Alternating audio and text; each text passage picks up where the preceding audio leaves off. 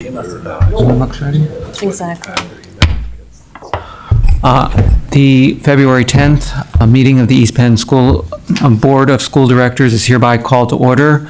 I will ask everyone to remain standing after the Pledge of Allegiance to observe a moment of silence in memory of Jeffrey Kleckner, who passed away February 6th, and Gary Regal, who passed away January 16th. They were both former employees of the district. Please join me in the Pledge of Allegiance. I pledge allegiance to the flag of the United States of America and to the republic for which it stands, one nation, under God, indivisible, with liberty and justice for all.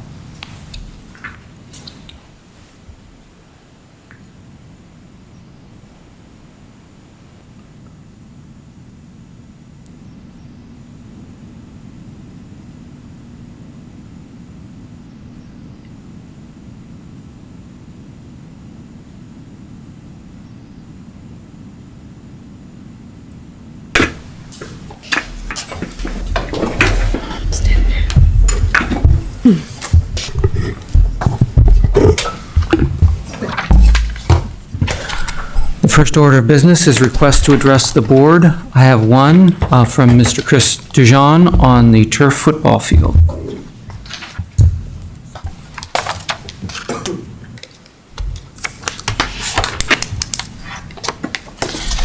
Good evening. My name is Chris Dijon, and I'm from Lower Macungie. I have a 9th grade son in the high school, and I have 2 recent Emmaus High School graduates. I've been before you in previous years talking about facilities, and that's one of the things I want to talk about tonight. But tonight I'm here in front of, as also a representative of the Green Hornet Touchdown Club, the Football Booster Club, as well as a football parent, but also an East Penn taxpayer. First, I want to thank the administration and the board for your leadership in getting us to this point with the turf field. In previous times before the board, we have encouraged creative financing and partnerships as ways to do facility improvement, and we have done that here. So in your work in getting us to this point, you have already effectively saved the district $1.5 million on what is really, or has been, an inevitable project. I'm also here to advocate for you to finish the project well, and by that I mean by maintaining the branding, the Hornet logo in the middle, the lettering in the end zone, and the scoreboard. The entire school community, generations of students, will view this field with pride, and I think we want the field to signal that pride. Using Google Maps, like Mr. Smith did last meeting when this was discussed, I did look at other turf high school football fields, and every one of them had a logo in the middle of the field, so that is something that is very customary. While we're doing the logo, I feel that we should also do the end zones with Emmaus and Hornets in an effort to show people who actually plays in the East Penn School District Stadium. As a taxpayer, I am sensitive to being over budget, or the idea that we don't need the best field, we just need a safe field. In fact, the last time I came before you, I was talking about that very issue, safety.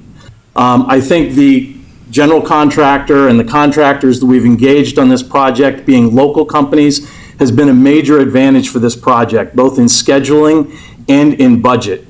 But in the end, if the district does need to spend some money to finish the project, I think we should consider the great savings that the Lehigh Valley Health Network partnership got us to when we're finishing it.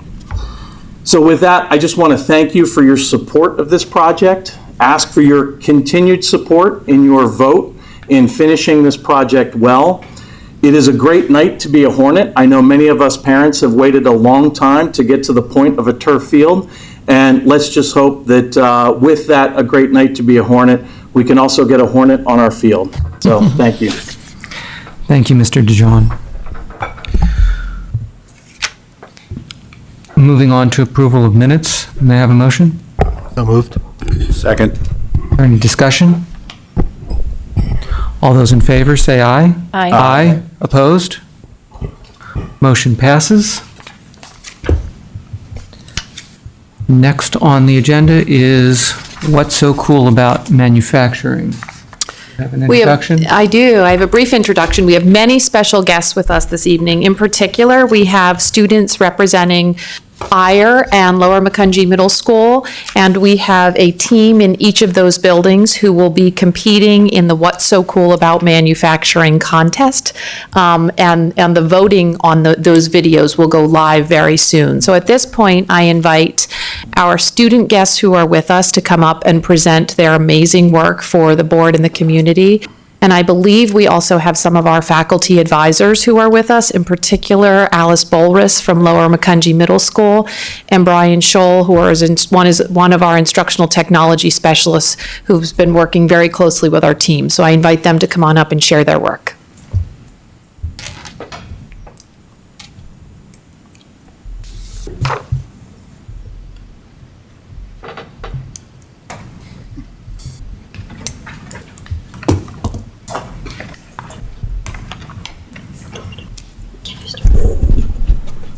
Hello, my name is Benjamin Fletcher, and I'm in 8th grade at Alma Mess. I've been in the What's So Cool About Manufacturing Club for 2 years. My team and I are here to tell you about our club and our upcoming video contest. First, we will introduce ourselves. My name is Will Buck, and I'm in 7th grade. My name is Emma Osher, and I'm in 7th grade. My name is Amanda King, and I'm in 7th grade. Hello, my name is Adriana Machik, and I'm in 8th grade at Ayer Middle School. Our team is proud to be presenting the byproduct of all of our hard work here to you tonight. I would like to introduce the other team members of our team. My name is Ryan Bennett, I'm in 8th grade. My name is Danny Zorman, and I'm in 7th grade. My name is Leah Feldman, and I'm in 7th grade. My name is Brett Heyer, and I'm in 8th grade. Our club is truly unique. It's a club where students are assigned a manufacturing facility in the Lehigh Valley, and our task is to create an informational video about the facility using guidance from our teacher coaches, as well as PBS 39. You may remember our club from last year. Last year we created a video about Mack trucks. We actually took first place among all the middle schools in Lehigh Valley. The goal of the What's So Cool About Manufacturing contest is to help promote manufacturing careers in the Lehigh Valley. After all 30 middle school videos are submitted in early February, a county-wide vote takes place, and awards are given in different categories. PBS 39 has helped with professional feedback on how to make our video better. Each of our schools created a video highlighting various manufacturing jobs and responsibilities that are available to potential students. This year, Alma Mess was assigned to Smooth On in Lower Macungie. Some highlights of our process included using materials from Smooth On to make us look like zombies, interviewing people who work there, and editing audio and video.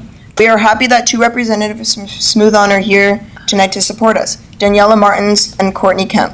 Ms. Martins and Ms. Kemp, would you please stand up? Okay. Okay, we would now like to share our final video with you.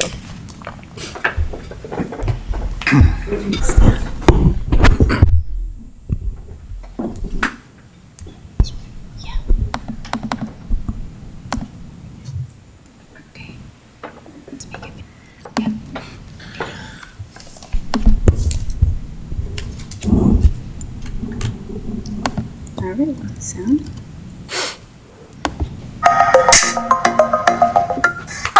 This is terrible. You guys aren't scary at all. It's not our fault, but the costume director.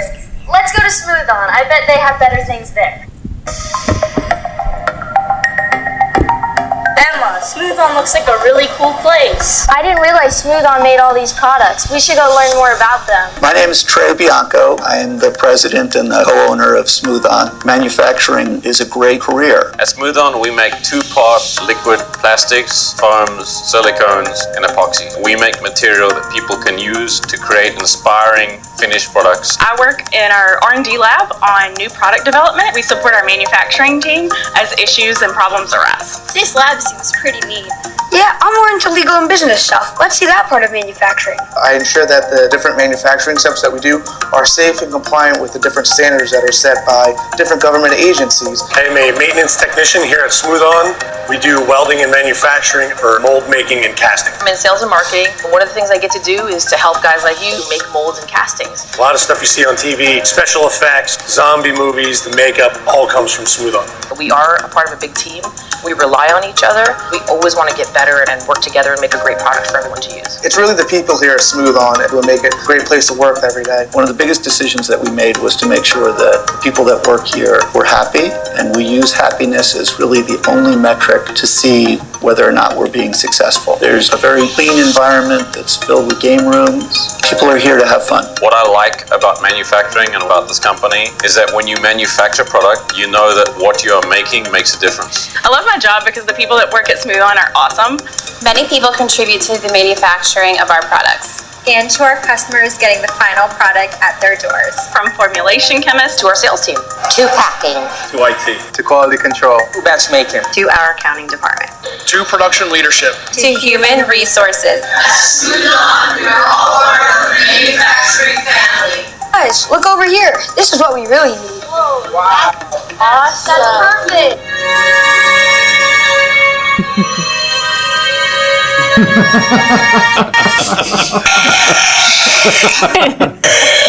That's a wrap.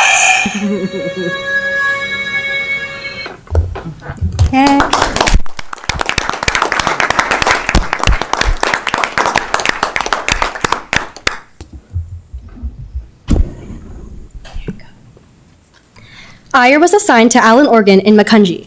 Our video highlighted the entire manufacturing process, starting from a raw piece of wood all the way to a finished product of a working digital organ. We combed through hundreds of video and audio clips to create our story. We also utilized unique camera angles, animation, and green screens to come up with a creative video that would represent Allen Organ well. We are also thankful to Randy from Allen Organ attending our board meeting tonight to support us. Would you please join me in thanking Allen Organ for supporting our club and manufacturing in the Lehigh Valley?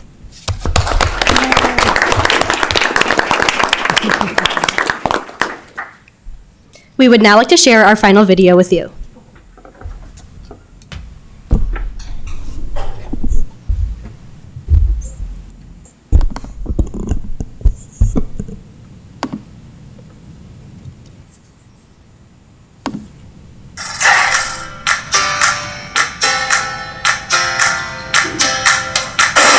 I can't wait to go inside and learn more about Allen's organs. Oh, Reese, what are you wearing? I think you're a little confused.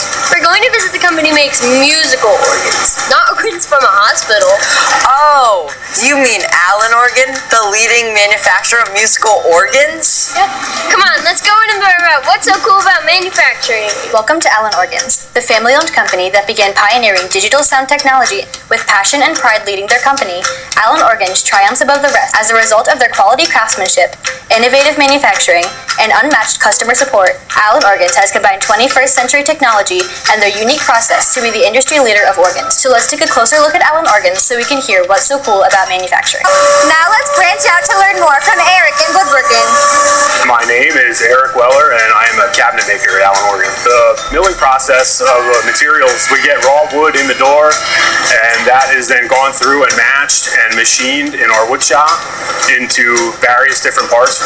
Those parts then come over to our shop in the cabinet shop, where we specifically will pick out and match parts for each organ. And those parts, once they are pulled and matched, are assembled using fine wood furniture assembly techniques. Some assembly required. Now over to Kristen. My name is Kristen Weimer. I am supervisor of final test, and I've been here for 22 years. The organ starts off up in the cabinet shop, then it comes down to sanding, then it goes to finishing, console fitting, and then it goes to final assembly where they put the harness and all the components into the back of the organ. Now let's go put it all together with Steve. Steve Rao, and I'm a final tester. Audio quality is paramount. Build quality, durability, playability, that has a big impact on what I do daily here. We do like a wiring check, make sure that everything is going to where it's supposed to go. We load it up with software, make sure that it plays right, it sounds right, and it's up to the order's specs. There's a reason that Allen organs last a lifetime. It is all because of their hard work, innovative, past customer service, and dedication to quality craftsmanship. Allen Organs continues to establish themselves as the industry leader. If you want to learn more about cool manufacturing jobs, visit www.whatsocool.org.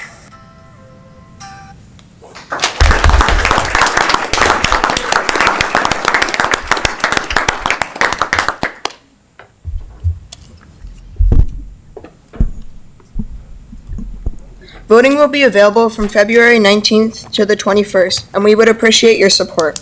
The district will be sharing the link to vote on each of our school's web pages, as well as through social media channels. Please share this link when you are on social media to create more views. Anything you can do to promote our video to the East Penn community to support all of our hard work would be greatly appreciated. Thank you for your time, and we hope you enjoyed our videos. Thank you all.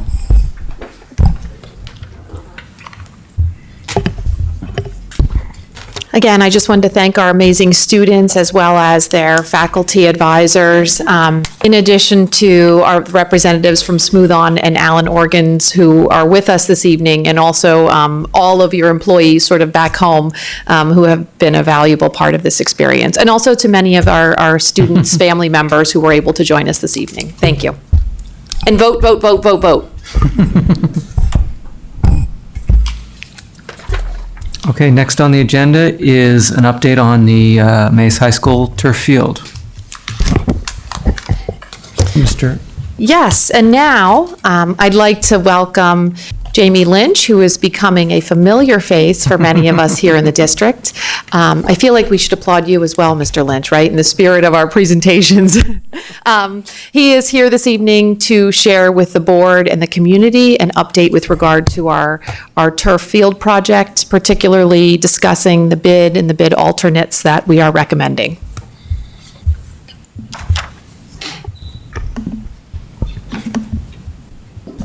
If I can only work an Apple device, I'll be all set, as good as a student. Yeah.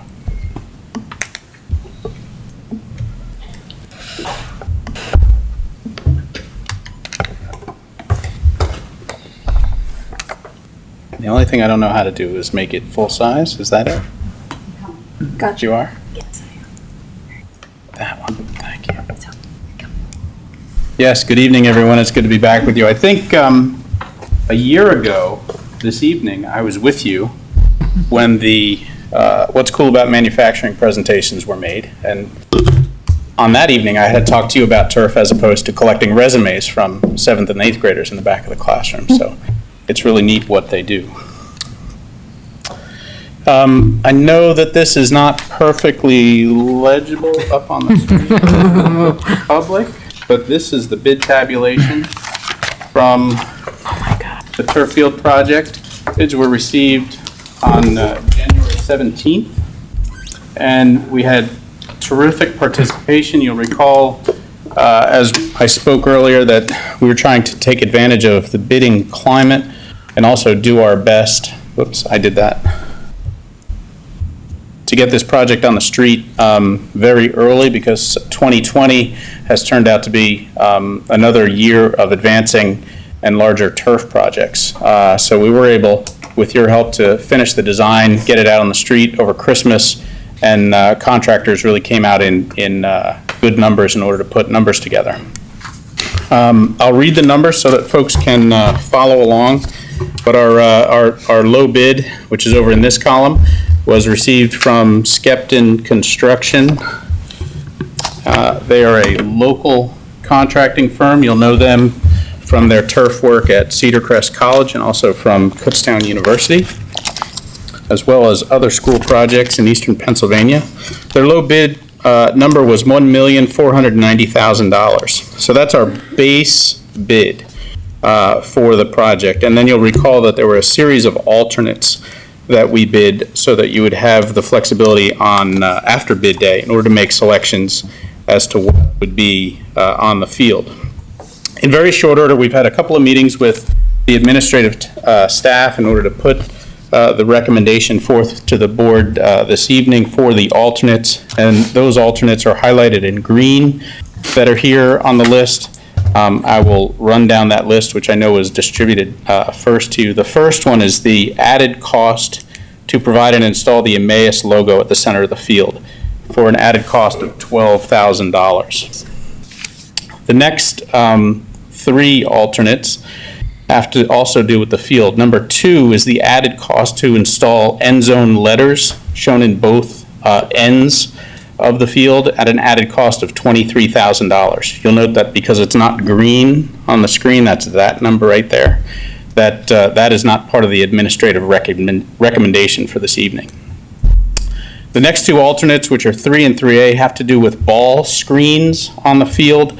It's very commonplace for a field that would receive lacrosse lines to have ball screens that cover the end lines of the field so that when track is practicing, when lacrosse is practicing, balls that fly past the goal don't fly into the D zones. Under the base bid, there are sleeves installed in the field to receive those posts and netting in the future. And the thought of the admin team was that they would not add the cost of $26,000 or $39,000 for the poles and the nets, which would either be 10-foot or 20-foot, under the suspicion that the district could procure them at a lower cost in the future. So the base bid includes sleeves installed in foundation in the field for 10-foot ball netting posts that could be procured later.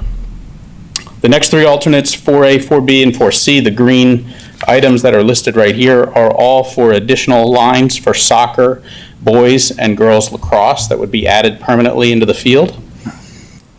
The next three alternates were possible credits. Alternate 5 is a deduct to, instead of installing the track venues in the D areas of the field, to eliminate those D areas and simply make them turf, and to recoat the existing jumps venues, which are outside the field, for a credit of $85,000.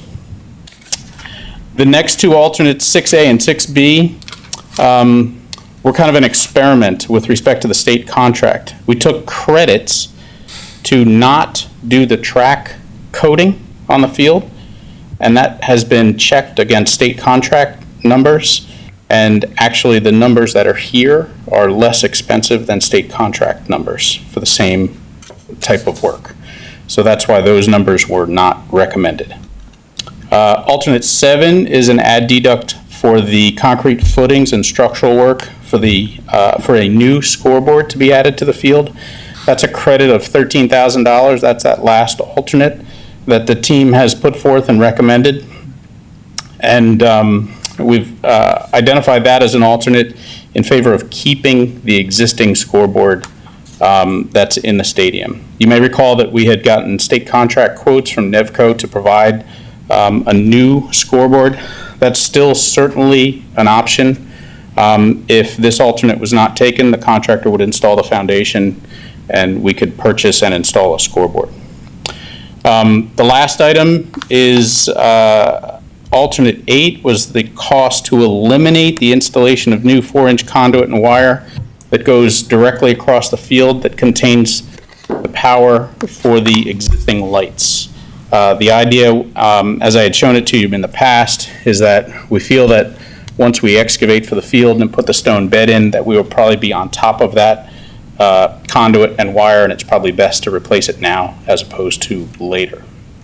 So what we did moving forward in the project budget, I'm just going to go right to that, and I'll come back to the field with any explanations. I'm sorry this is difficult for the public to read based on the size of my text. But what this results in is a overall construction cost with all of our alternates of $1.51 million and change. Let's leave it at that. And then as far as soft costs, what we've done is we've carried the 1.5 million forward. We have not included a new scoreboard. There's the cost of that Nevco quote that we had in hand. The soft costs for design fees and for our permit submissions. And then what we've done in the contingency area is we've reduced the contingency by that same $43,000 that we used for the electrical that went across the field. leaving $96,000 in contingency for the project. So total project cost looks to be just over $1.7 million with this list of alternates as compared to the $1.953 million that we spoke of over the past year as far as a budget for everything all in. I'll go back to my pictures. So as described with the alternates selected, this is an image of what the field would look like. So we have our center field logo, Lehigh Valley Health Network logos on the field, and also in the D areas. The D areas with track material are runways for jumps and pole vault and high jump. And in this particular version, all of our lines are on the field that I identified in the alternates. End zone letters are obviously absent from this image. And the one thing we did is match up the Pantone color of the track. In previous versions, you saw it as a little bit orange. Now that's the real classic red track that you'll see in most common installations. Not forgetting about the throwers. The throwers will be up on the softball field area with new throwing venues there. We'll also leave the softball field backstop in place simply as a safety measure. If I move forward, I don't have much more. Just wanted to remind the board of the conduit and wire that runs underneath the field to hit all of those stadium lights. It runs out of the maintenance building through a vault behind the home side bleachers and across the field. This is the line that we'd be replacing with that green dashed line that runs across the field in the electrical alternate. So with that, I would be happy to entertain your questions. Any questions? Dr. Munson? Yes, thanks for the update, and I'm glad that the cost estimate is coming down this time. That's great news. I have a couple questions. One is with respect to the ad deducts. At what point? I mean, is there a point at which the district could change its mind about some of these lettering issues? I mean, particularly if there was community fundraising or something for some of these. I'm sorry, I got to scroll to see the numbers, but things like item 2, particularly item 2, I guess is what I'm thinking about. So at what point is it too late to do that? So the time to act on the bid alternates, the optimum word being bid, right, is now as the basis of award. We could go back and make a decision later if the board was to change its mind. I can't guarantee you that those prices would necessarily hold. I guess these are the alternate numbers provided on bid day that you would award to under the state bidding laws, and then we have to move forward. So I guess I wasn't clear. I guess my question is more of a technical one, which is that, is there any technical reason those things couldn't be added after this project is completed with this particular bid, with this particular contract? Let me do 2 phases there. If you were to award and move forward and decide, say, in April that you wanted to add something to the field, you could certainly approach the contractor and say, and let's use a logo. We'd like to add a logo. He would let you know what the cost is for that. Now, you mentioned, is there anything that you could complete after the project was done? Mm-hmm. The answer to that is also yes. Okay. If you wanted to add a logo after the project was done, you could do that, but it would certainly not be at the cost that's provided here, because if it was a field logo, for instance, you'd be calling the manufacturer back in. He would take up the turf, replace it with a new piece of turf, and so the cost would be greater. Okay, I guess that's what I was asking. It wasn't clear to me how those logos actually got imprinted on the. They're sewn in. That's not something that is painted on afterwards.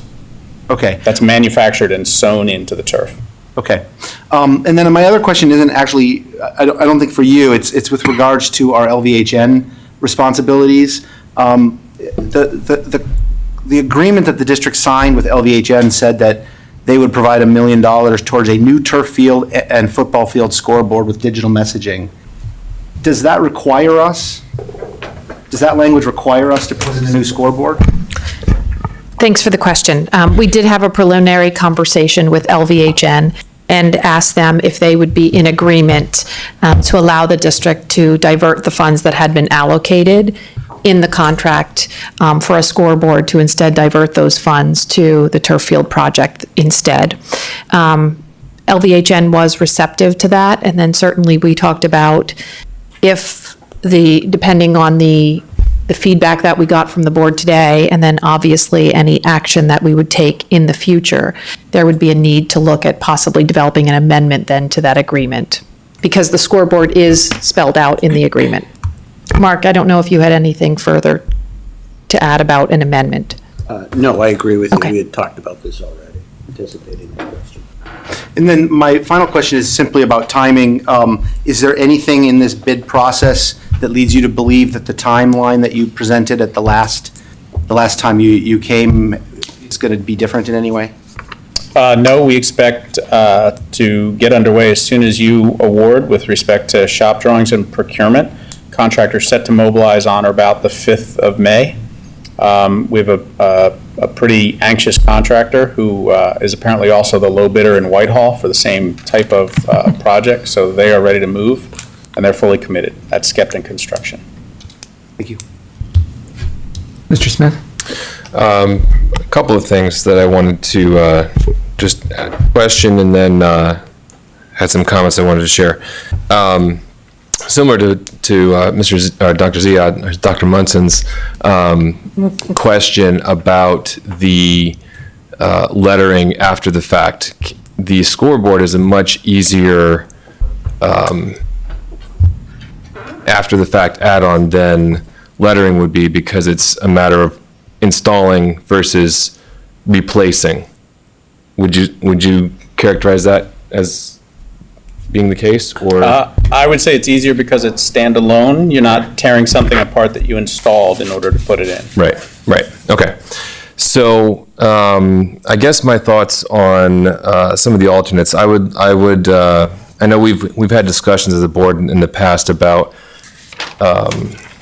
having the scoreboard, and, do we want this panel, do we want that panel, do we want the LED on there, do we not want the LED on there?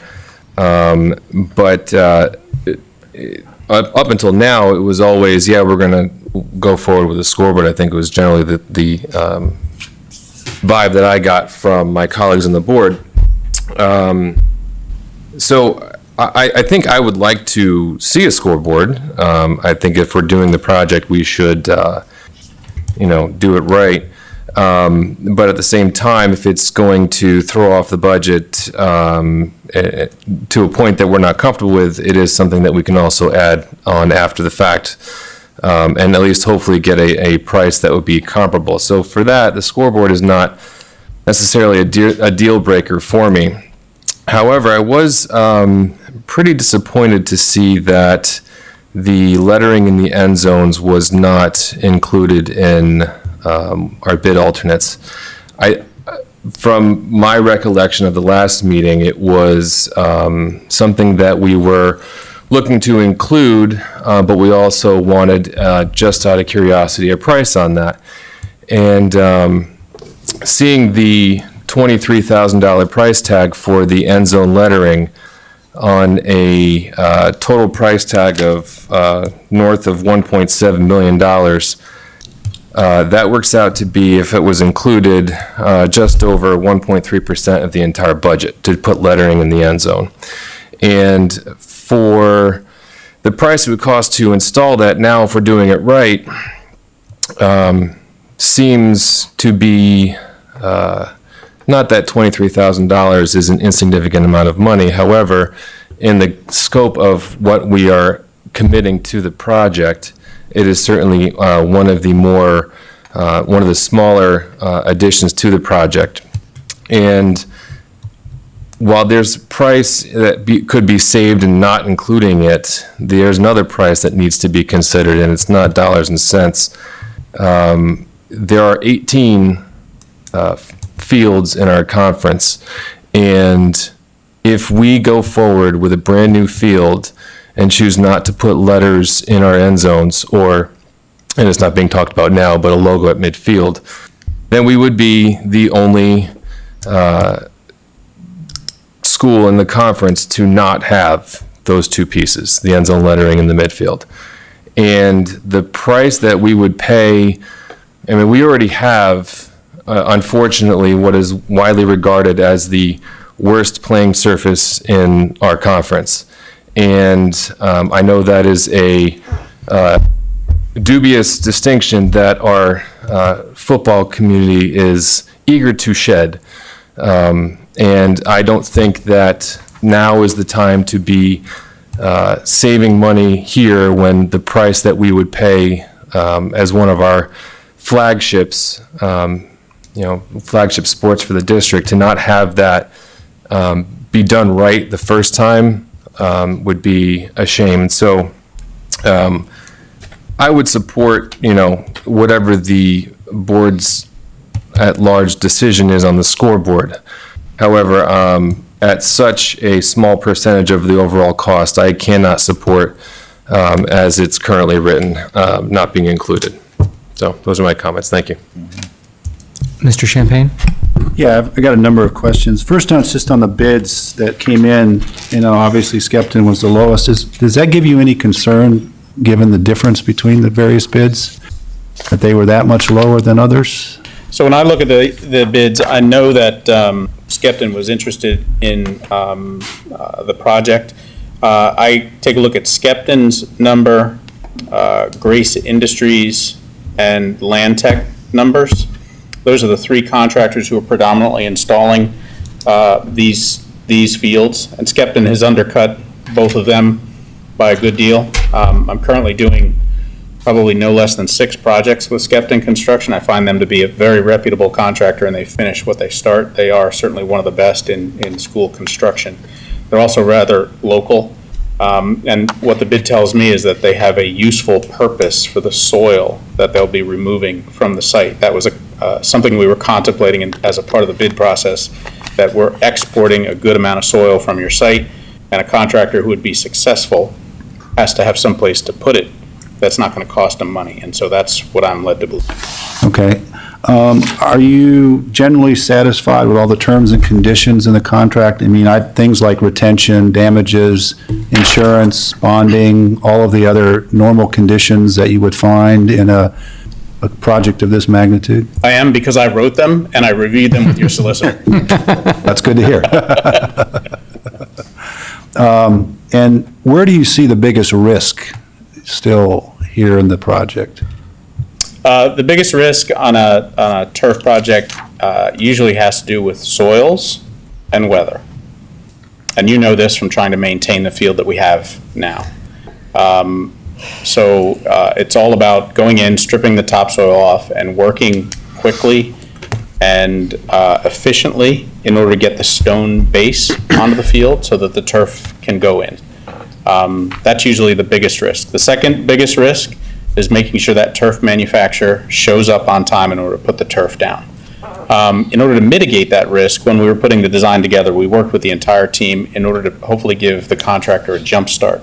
Hence the May 5th or thereabout date where we could start a little bit of earthwork, as opposed to what is usually some date towards the end of June. So we think we've put ourselves in a good position. And then a couple of other questions.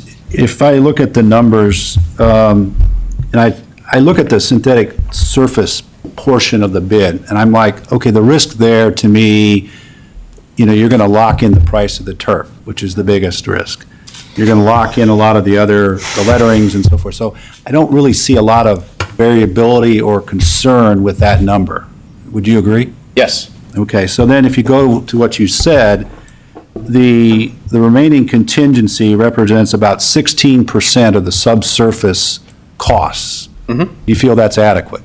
I think that it is, and it was a result of the geotechnical investigation that we did, where we made a little bit more of a mess of the field by really going out there and searching for what was underneath.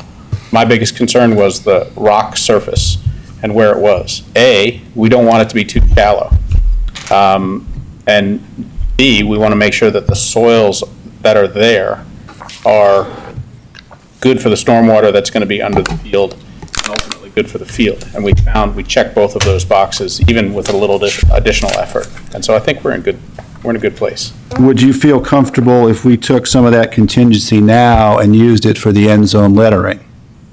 So it would reduce it to maybe around 12%. You're squeezing me, huh?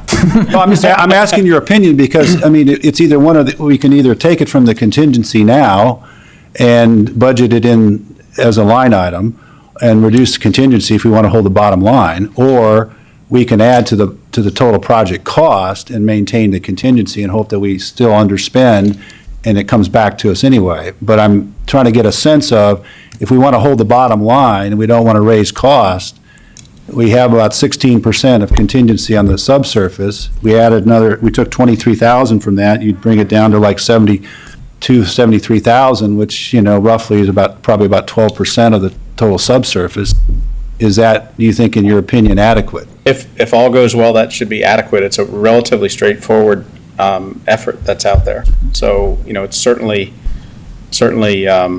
I'll call it a risk worth taking.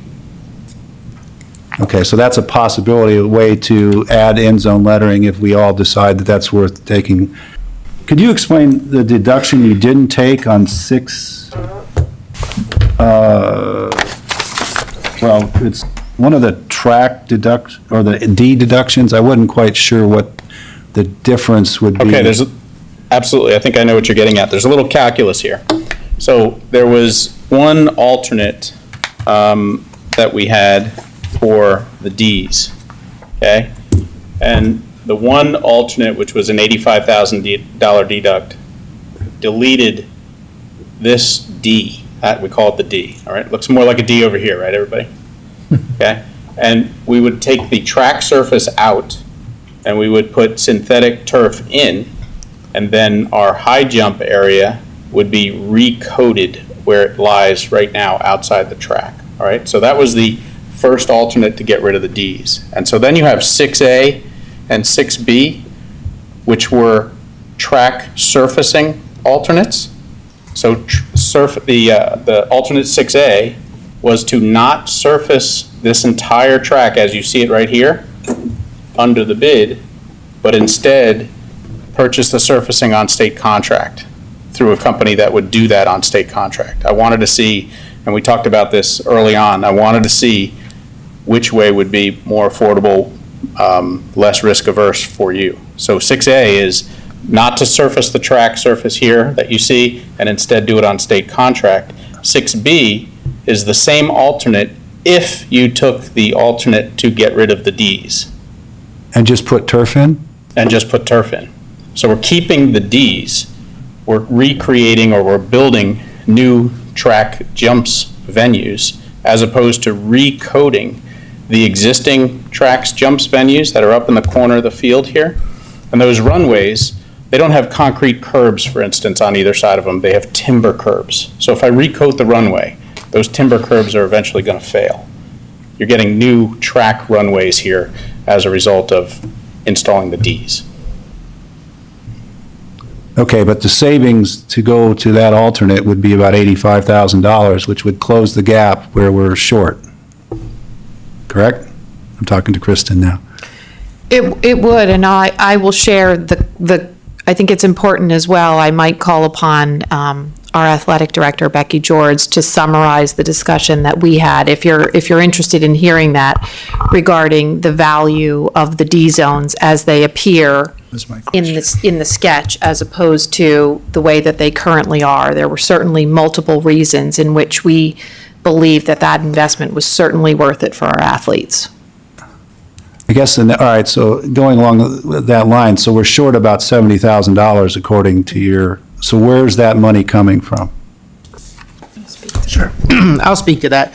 We had some projects budgeted in the capital reserve fund for completion during this fiscal period. A couple of those that are completed, which came in under budget, were the high school science labs, which were budgeted at $365,000 and came in at $306,000. So there was $58,000 of savings there. And we would like to recommend that savings be used for this project. In addition, the high school gymnasium air conditioning was budgeted at $200,000 and came in at $169,000. So again, we're recommending using a portion of that savings towards this project. Do you see this as the highest use for those dollars? Is there something else in the capital plan that is of higher value to the students and to the community than to putting Ds in the end zones? I'll answer that on behalf of the group, because that was a group discussion. No, we believe the D zones offer the highest value. Certainly it would, I'll try to summarize it. Moving those within the fenced-in surface keeps the activities contained during a track meet. So right now, they're adjacent to the field, and there's no fencing, there's nothing to keep people back from that. When, if we complete the D zones, that puts all of the activity on the field within the fenced-in area. That's one thing. It gives us brand new track event area rather than refurbished track event areas, et cetera. So you saw no scenario in your analysis that would get us back to budget without having to spend additional capital from another source? That's correct. Okay, thank you. If I may add, though, we tried to bring to the board what we felt was the best scenario in terms of cost overrun. Other comments? Ms. Bowman? I just have some questions, I think actually mostly for the administration. I was a little confused about the netting and how it would come later. It sounds like safety netting is an important thing. And what is our thinking about when we're going to do that, and where will that money come from if we don't do it now? I think what we would be able to do is certainly look at other areas of the budget at the end of this fiscal year, just as we've done now midpoint with some of our capital projects, potentially look at our athletic budget, as well as other areas where we might be able to cover those costs in the future. Okay. Can I add to that? Sure. The thing I'll add to that is we have a field presently for the lacrosse activities. So the fencing would allow that activity to happen on this field, and have maybe multiple things. Our biggest concern with the fencing is if it's a game and the concession stand is open, and you have a stray ball go beyond the field and somebody's at the concession stand, that they could be hit. So in the interim, all the games would be on the upper field, but it would, by purchasing that fencing, would allow then flexibility in terms of scheduling, moving lacrosse games or practices to this field. So That's actually my next question. It creates some versatility. What is the reason we need I know we just did the lacrosse field, and I was a little confused about why we were putting lacrosse lines on this field. Do we have multiple games going on at once, or why do we need two fields for lacrosse? Soccer. Again, please feel free to add, but I think really we were looking at a field that was versatile and could be used for more than, in addition to football, could be used for other sports. But we don't currently have a need for, it sounds, if we were going to pay to put lines on the field and pay to put a ball capture on the field, it sounds like there must be a plan of using it, or that we have a need. I'm just not hearing that the lacrosse field isn't enough right now from any of the discussion. I would hope that there's we're actually paying this money because next year we hope to use this field in some way for lacrosse or soccer. I'm gonna see if Becky George has any other feedback regarding potential, how we might also schedule that field.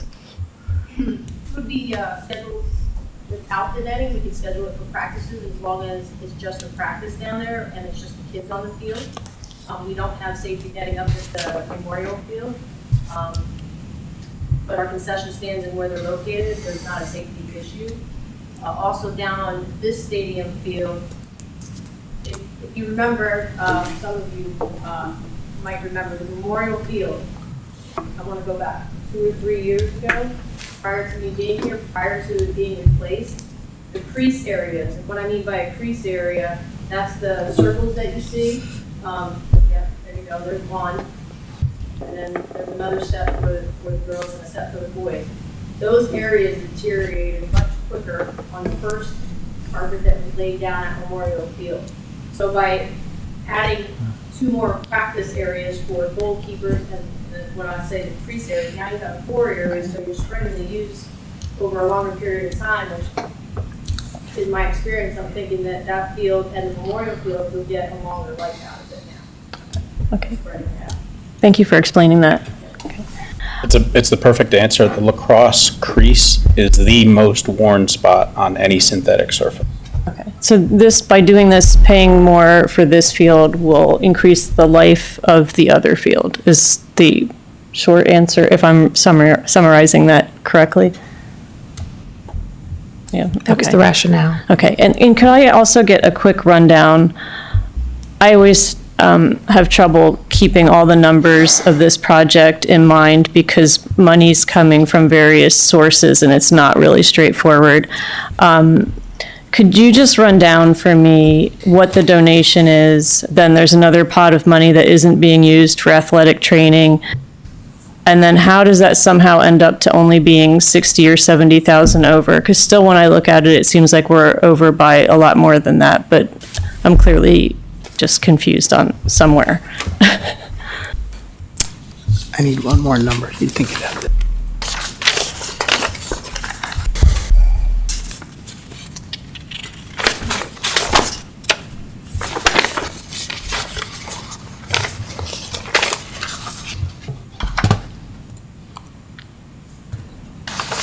I know I have it.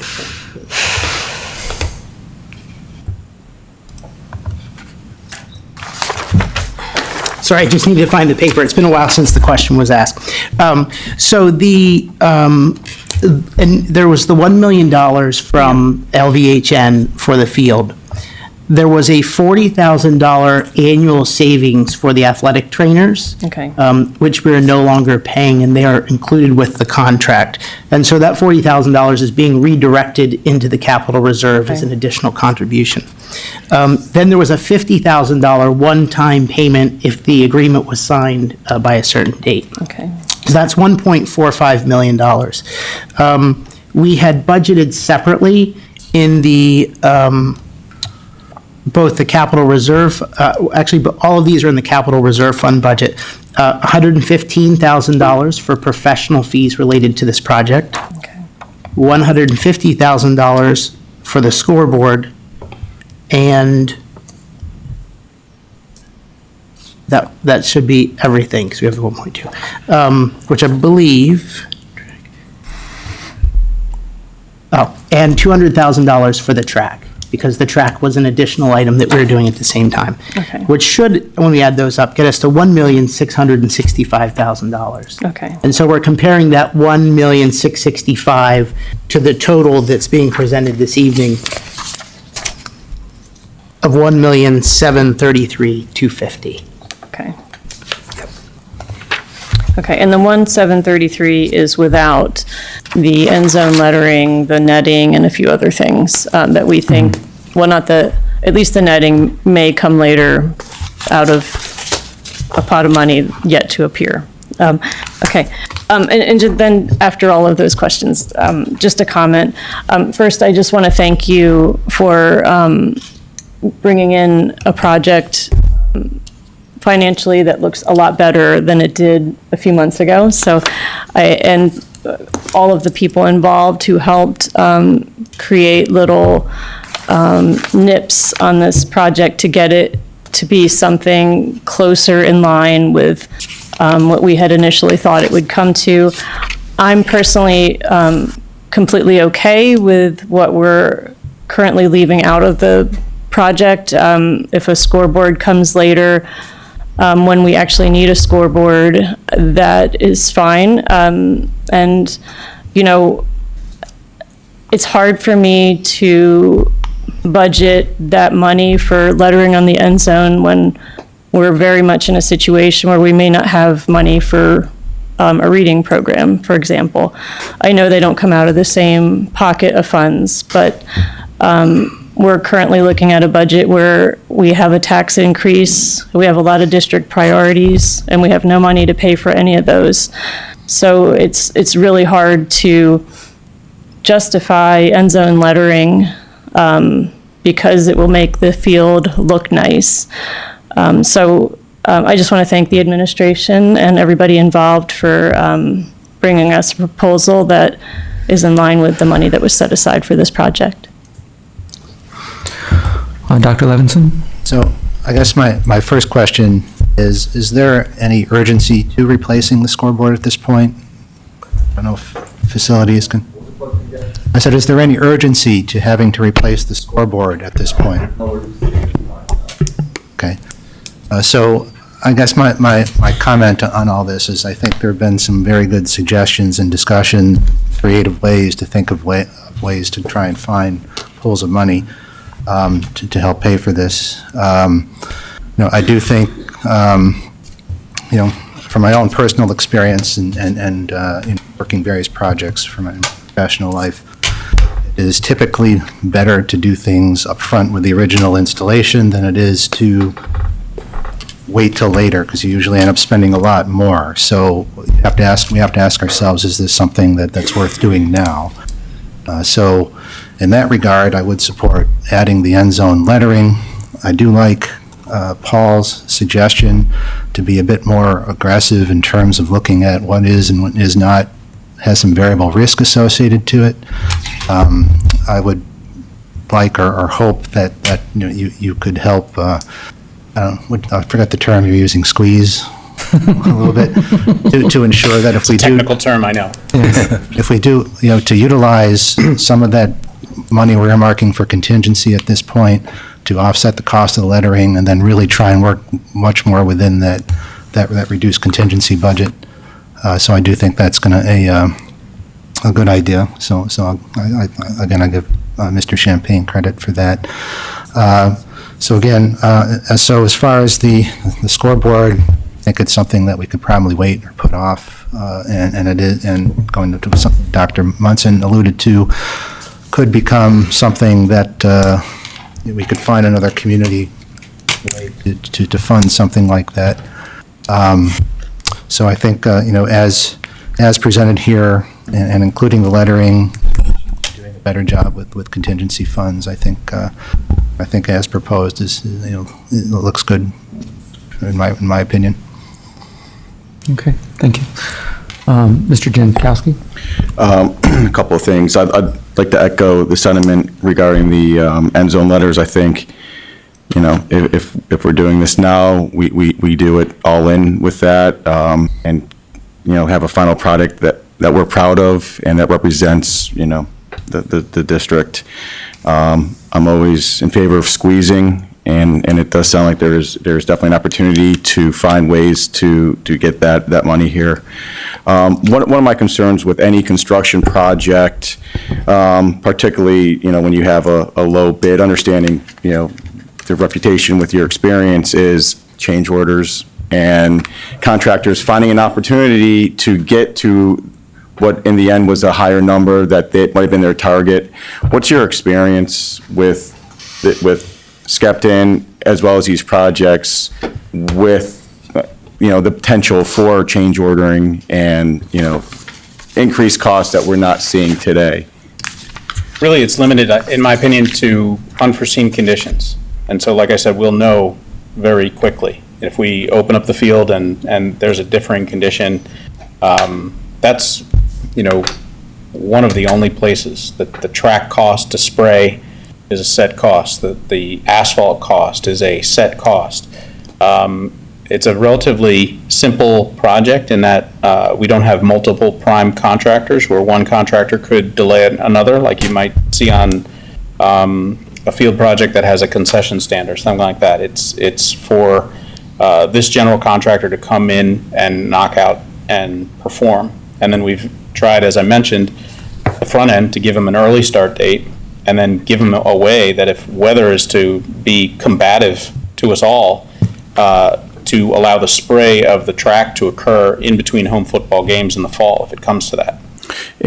My experience with Skepton directly, as I mentioned, I'm on projects that, ranging from this up to $50 million, and they've always been fair and straightforward.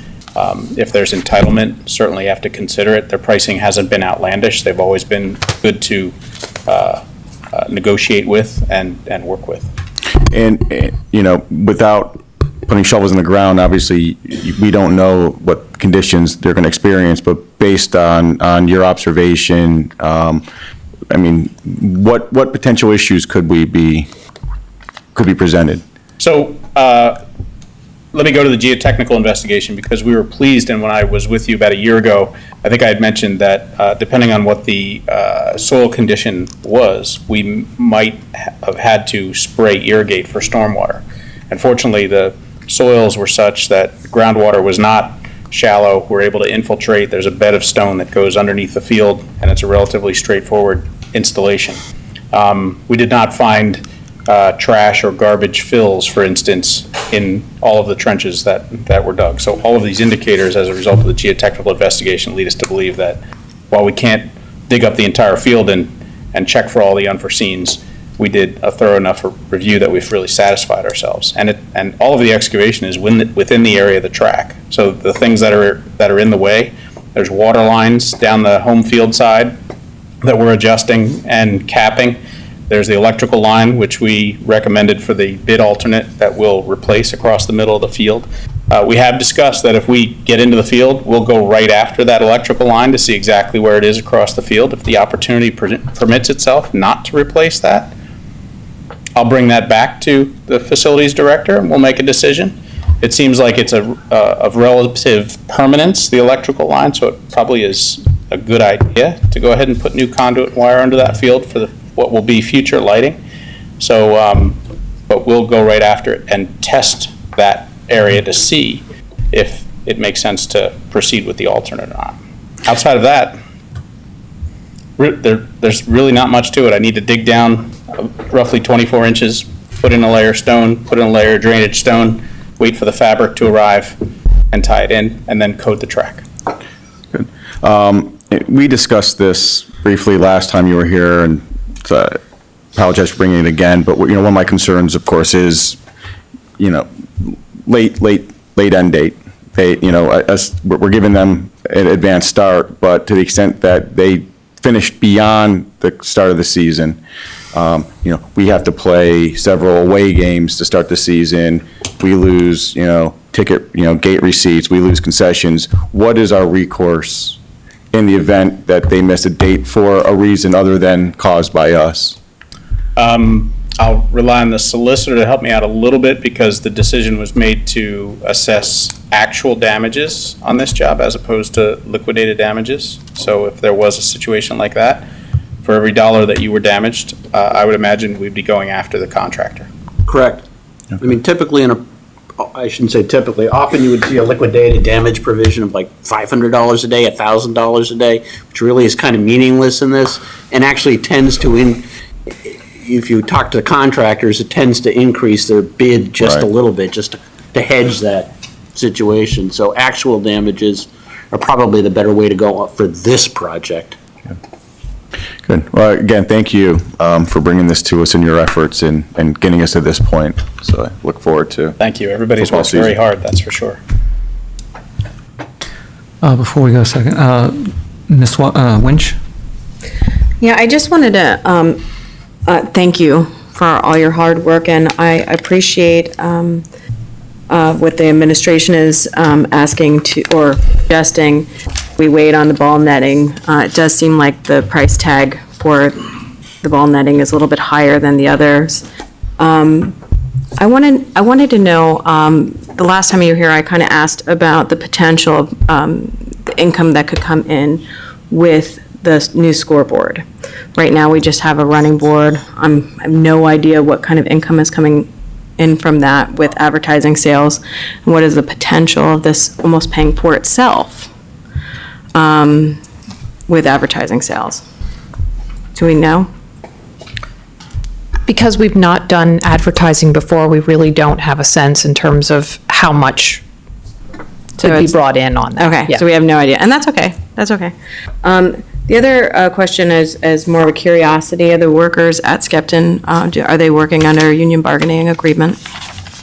Skepton Construction, from my knowledge, is an open shop. They pay prevailing wage, though, as is required by the state for all public work. And that's all I had. Thank you so much. I have Mr. one Burton? question. The scoreboard, and we're going to be laying the scoreboard. Is there any cost associated with putting the Lehigh Valley branding on the current scoreboard? As part of our current agreement, there clearly was, when the scoreboard was articulated, it indicated that there would be clear advertising of LVHN. So we would have to look at our existing scoreboard and potentially add some sort of LVHN logo to our current scoreboard. So there's definitely a cost Yes. that we would have to do. Another question, not a question, but I do agree that with putting the name of the school, the Hornets and Emmaus in the end zone, I think it's a great image for our community and our athletes and our students. So I definitely would go along with that. Thank you. Other people first time around? I'd just like to comment, I'm also in favor of the end zone lettering. I think while $23,000 is $23,000, I think it is a large project that's mostly being funded by someone else, and I think we should, as Josh said, it's generally better to do the right thing when you're installing it rather than trying to do it later. I think that is not a splurge, it's something that's traditionally seen in end zones, and so I would be in favor of including that item in that bid alternate in the final bid. And I like Mr. Champagne's approach of perhaps squeezing the contingency a little. In the end, it ends up the same anyway, but or rather than inflating the cost and then getting it back later, not inflating the cost, but having a larger budget and getting it back, potentially getting it back later. I would be in favor of that approach. I think everyone has spoken. If you haven't, it seemed like my take is that people are generally in favor of postponing the scoreboard, and the big question is the end zone lettering. And if you haven't given a perspective on the end zone lettering, not only whether you're for it or against it, but really is it a deal breaker if it's something, if the majority of the board is, would you still support the project if it was different from your opinion? So with that said, I'll start the second round two. Dr. Munson. Thank you. Yeah, I guess I didn't express any opinions. I simply asked some questions first time around. And so I'm reflecting on this discussion, which, by the way, I appreciate your willingness to engage in this discussion with us. You can see how seriously we take a project of this size and of this importance to the community by all the questions and comments. One thing I think is always worth returning to in these discussions when we're talking about the funding is that I think it is misleading to the public and to ourselves to think of this as something that's being done with a $1.45 million donation from anyone. I mean, the fact is that we sold advertising rights for $1.45 million, and advertising rights have value. Nike knows this, Apple knows this.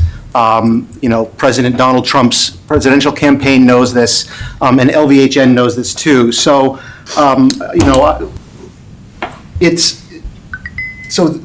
this money isn't free, right? There's been a cost associated with it. I guess I am convinced to be supportive of the lettering up front because of the way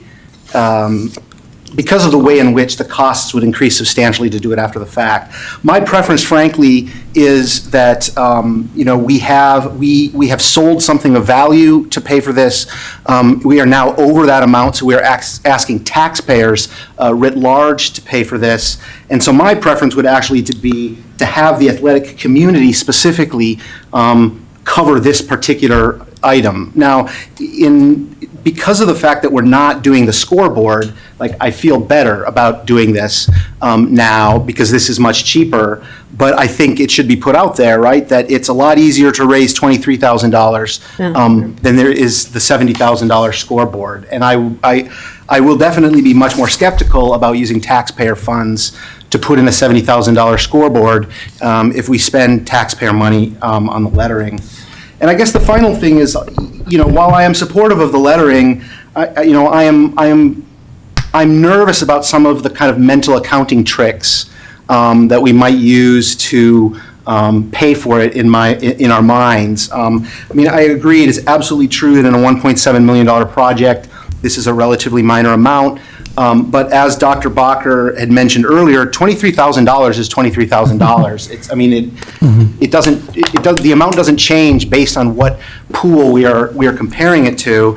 And honestly, I don't think that the $1.7 million denominator is the right way to look at it, right? What I look at it is how much are we asking taxpayers to pay directly. Right now, we're just shy of $300,000 for the project, so these letters are 8% of the taxpayers' burden. And as Dr. Bacher also alluded to, I'm happy to support the idea of changing the contingency, so that the bottom line stays the same. But again, this is just a trick, right? We're spending $23,000, and it's like saying you put away $100 in your sock drawer in case you need it, and then you see some candy and you decide, well, you're going to take $20 out of your sock drawer because that way it doesn't cost anything, right? Like where we can readjust the numbers, but in the end, we're taking money that isn't spent and moving it into a spend column. And as I said, in the end, I've been convinced that that's the right way to go, but I just think we should be honest about what we're actually doing in supporting that. Other comments on the second time around?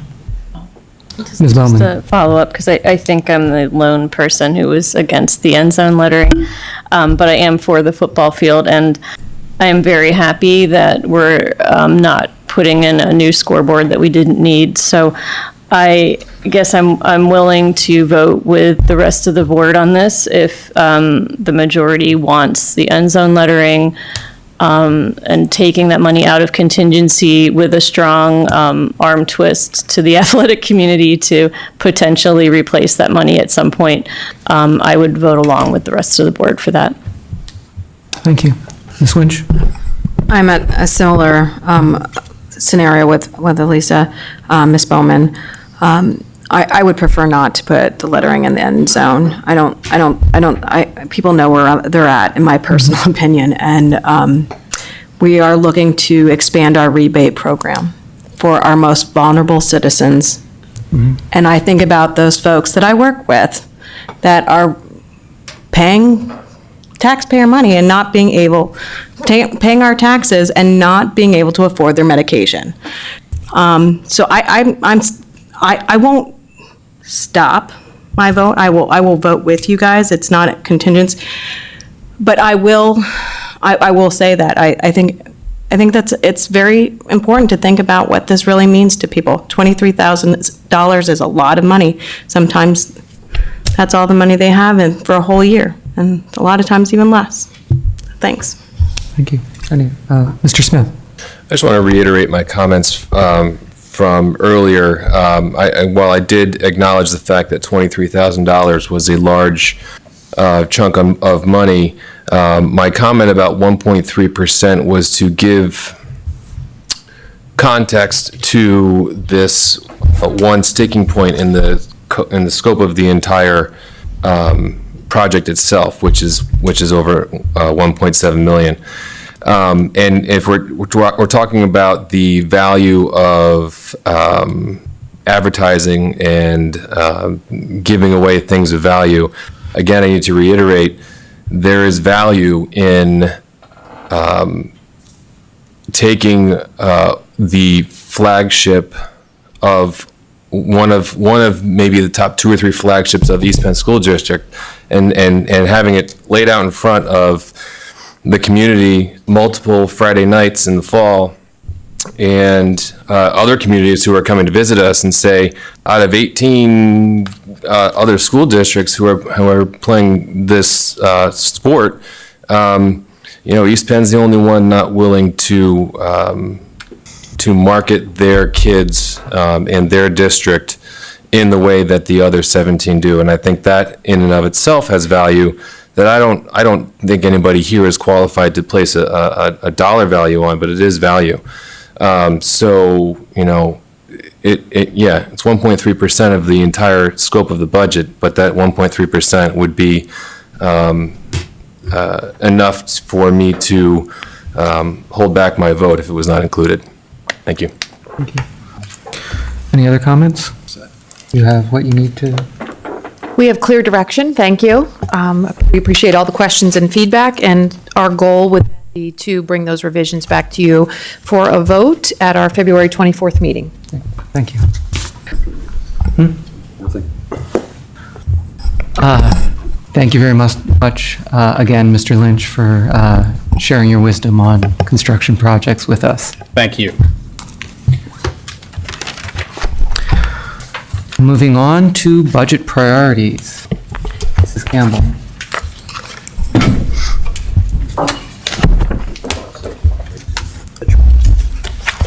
That you're going to do it.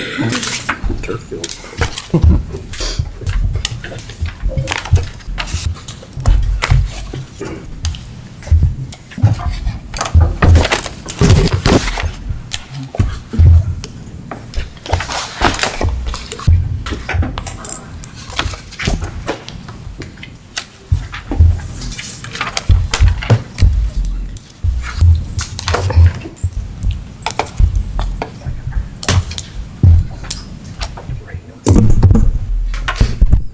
Takes me back to my teaching days at Shoemaker Elementary, and I feel like we should almost do what we did as a class where we would stand up and have a stretch break, but we're going to keep moving along. For the next portion of our presentation this evening, I have the opportunity to be able to share with you an initial overview of our budget priorities. And then I also have some members, in particular, Dr. Pekarik from our leadership team, who certainly is here as well. As we potentially have further questions, she'll be happy to join me in terms of answering any of those questions. So again, just a reminder about our goal for the budget process, which is to expand those opportunities for all students while also being very attuned to the financial health of the district. In particular, this evening, we're certainly going to spend a lot of time talking about programs to support our special education students. You'll also hear about efforts to improve the social emotional wellness, and then we'll certainly look at technology staffing as well. Again, general sense of our timeline, looking at the very end of the process, which will be in June, where ultimately the board will then vote on the final budget. But over the next series of board meetings, our goal is to delve a bit more deeply into each of those budget priorities so that you have a sound understanding in terms of what the needs are and why we're proposing what we are. We're going to jump right into the first priority, which is at the elementary level for the addition of 2 learning support teachers. And I want to start off by sharing just a little bit about what those learning support teachers do. In particular, these are special education teachers who have a certification in special education, and their primary responsibilities include developing, implementing, and monitoring what's often referred to as an IEP, or an individualized education program. And that's that program or plan that's specifically written for students who qualify for special education services. And in particular, when we think about our learning support teachers at the elementary level, really in very simplistic terms, what they are doing is they were providing direct instruction to students who have a learning disability and qualify for special education. And that direct instruction, those services, come in the form of either individualized and or very small, ideally small group instruction. And this is happening in kindergarten through 5th grade. And that instruction, and we're going to talk about this a little bit more over the course of the next several slides, that individual and small group instruction really happens in 2 ways. One of which is it might be in a pull-out setting. And when we in education talk about a pull-out setting for special education students, what that means is those students who have an IEP and qualify for special education, they are actually pulled out from their regular ed classroom, and they are taught in a separate setting with a special education teacher. So that's pull-out, as opposed to, we'll also be using the term inclusion tonight, which is an educational practice in which students with an IEP who qualify for special education are actually taught in a regular education classroom with their non-disabled peers, so with students who don't have special education. And typically, when students with an IEP are included in a regular education classroom, the special education teacher is either very closely consulting with and/or co-teaching in that regular education setting with the regular education teacher. So those are just two interesting and I think important terms for us to talk about in terms of pull-out and inclusion. So certainly you can see another key responsibility in addition to working directly with students, and parents would be then collaborating with regular education teachers.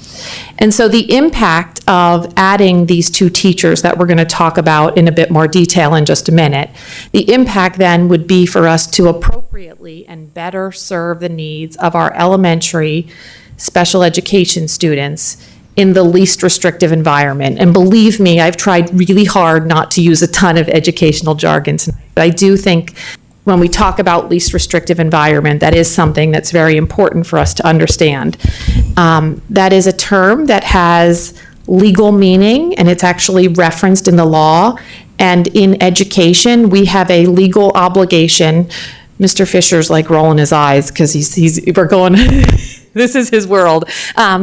In education, we have a legal obligation to actually educate our special education students in the least restrictive environment in which they are able to be successful with supports and services. And so quite simply, the least restrictive environment, in essence, would be a regular education elementary classroom. For an elementary special ed student, his least restrictive environment then would then be a regular ed classroom. And so the addition of staffing would certainly help us to be able to better meet students' needs in their least restrictive environment. And you can see there the potential impact financially would be $185,000 annually, and we noted that would be a recurring cost, and that's for 2 professional staff members, benefits included.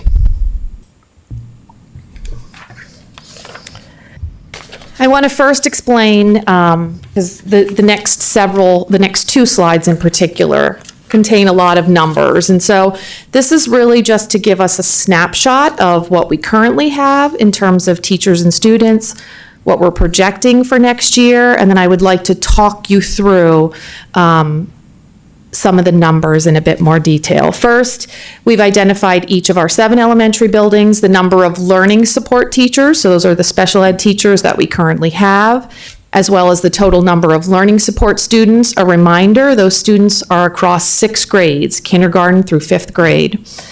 When you look at the next column, included in regular education, this is where that term LRE, or least restrictive environment, comes into play. These are students at the elementary level by building, special education students. You'll see the numbers there for each building who are currently included in regular education. You see there, that means they are spending less than 20% of their instructional day in special education. So these students, that technically it's the 4th column, but where we say included in regular education, those are really those students who are going to be included with their non-disabled peers. And we truly are educating them in their least restrictive environment. As opposed to the final column, this is the number of special education students who are actually pulled out and are spending anywhere between 20 to 80% of their time exclusively in a special education classroom with other students who qualify for special education and with a special ed teacher. I want to share with you, we talked about that term least restrictive environment and the fact that it is a legal requirement. At the state level, Pennsylvania does have targets to which they hold school districts accountable. At the elementary level, actually district-wide, 65% of students of our special education students should be in the regular education setting, 80% or more. Again, the target is 65% of our special ed students should be included, 80% or more. I'll share with you that currently at the elementary level, our rate is 32% of our special education students are currently included in the regular education classroom, 80% or more. There are multiple reasons for that. I will share with you, like, certainly, of course, the first consideration is always looking at where can the students' needs appropriately be met. When we answer that question, where can they appropriately be met? For us, one of the concerns and issues has been that we simply don't have appropriate staffing at the elementary level to be able to appropriately support those students in a regular education classroom. So when we look at, for the budgeting purposes, really the need or the goal in terms of adding learning support teachers, we've discussed it as a team that, quite honestly, it's almost twofold. One of which is our goal is to appropriately meet our elementary students and include them in a regular ed setting to the greatest extent possible. And so we know that in order to do that, we will need additional staff. The other piece, the other really goal that we're looking at is when it is the only option to pull students out and have them receive their special education in a small group setting with other disabled students, our goal is also to make that instructional group size as small as possible. And I wanted to spend just a couple minutes sharing with the board some information from each of our 7 elementary buildings in terms of those instructional group sizes. And I think this is important information because certainly I recognize the fact that one could do some simple math when we look at this information that we've provided to you over the next 2 tables. Like, in particular, one may look at Albertus Elementary and say there's 2 teachers and 43 students. That means on average, a teacher has about 21 students. And mathematically, that would be accurate. However, you have to remember the fact that we've shared with you that third column talks about the fact that you have about 10 students who are included in regular education. And so you automatically potentially have 1 special ed teacher whose goal is really to try to support those students in the regular education environment, which potentially then leaves 1 special education teacher to try to achieve pull-out instruction with a group of 33 students who span kindergarten through 5th grades, and that teacher is providing direct instruction for those individuals anywhere between 20 to 80% of their day. So I know that's a lot of information, and the goal is certainly not to confuse you, but to point out the fact that sometimes it's not as simple as just taking total number of students divided by total number of staff, the complexity of the instruction that's happening during the day. So I shared with you, I wanted to provide you with a snapshot in terms of at our 7 buildings, in particularly those where we're looking at the need for additional staffing. I wanted to give you a sense of currently what some of those group sizes are like when our special education teachers are pulling out special education students for instruction. At Albertus, in the intermediate grades, 3rd, 4th, and 5th graders in particular, when those students are being pulled out, a special education teacher is working with approximately 27 students across multiple grade levels. In Jefferson, when we have students in all grade levels, 1st through 5th, are being pulled out, and those group sizes are approximately 23. At Lincoln, when special education students in 3rd, 4th, and 5th grade are being pulled out for their direct instruction, those group sizes are as large as 33. At Macungie, in 4th and 5th grades, when our special ed students are being pulled out for direct instruction, those group sizes are also as large as 23. And finally, in Wescosville, when we have 2nd, 3rd, and 4th graders who are being pulled out for direct instruction, those groups are as large as 17. And remember, these are potentially our most needy learners who have been identified as having specific learning needs, and ultimately we really should be working to service them in instructional group sizes that are as small as possible, and certainly some of those numbers are potentially even larger than our regular education classrooms. And that's because with limited staffing, we've had to pull multiple grade levels together at the same time. So when we look at 2020-21, next year, the goal here really is then to provide the board with an overview of where we anticipate those additional staff members being used. The highlighted buildings, Jefferson, Lincoln, Macungie, and Wescosville, represent, in essence, the compilation of those 2 staff members that we are proposing that we add. You'll notice that Albertus, we've added a staff member as well. And the addition of a staff member that we are proposing to add from Albertus came about as a result of, for next year, we currently have a specialized special education program in one of our elementary buildings. And those students, fortunately, will be returning to their home building and placed within the learning support program. They're not currently in the learning support program, but we will be able to appropriately place them in a learning support program and meet their needs. And so what that allows us to do is to capture that special education program teacher who's currently teaching at the elementary level, but a very specialized program, and we would reallocate that teacher to a learning support program. So you'll see there, the asterisk is there to represent that that is a position that we're able to just recapture from within. And then the highlights are the additional budget positions.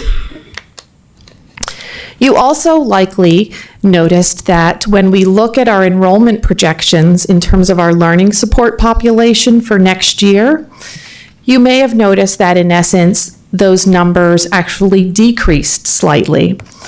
And there are multiple reasons for that. One of which is, of course, we graduated our 5th graders and rolled our students up. At this point in the year, we know some, but not all, of our kindergarten students who will be joining us. In particular, likely you remember that as we go throughout February, March, and maybe sometimes even the beginning of April, we're still finishing up those early intervention meetings in which we meet with early childhood educators who provide special education services for those students who are identified and will potentially be moving into our district. And so I'll say this is a very conservative estimate in terms of the number of kindergartners that we will have, and we'll have a better sense of that as we continue those early intervention meetings.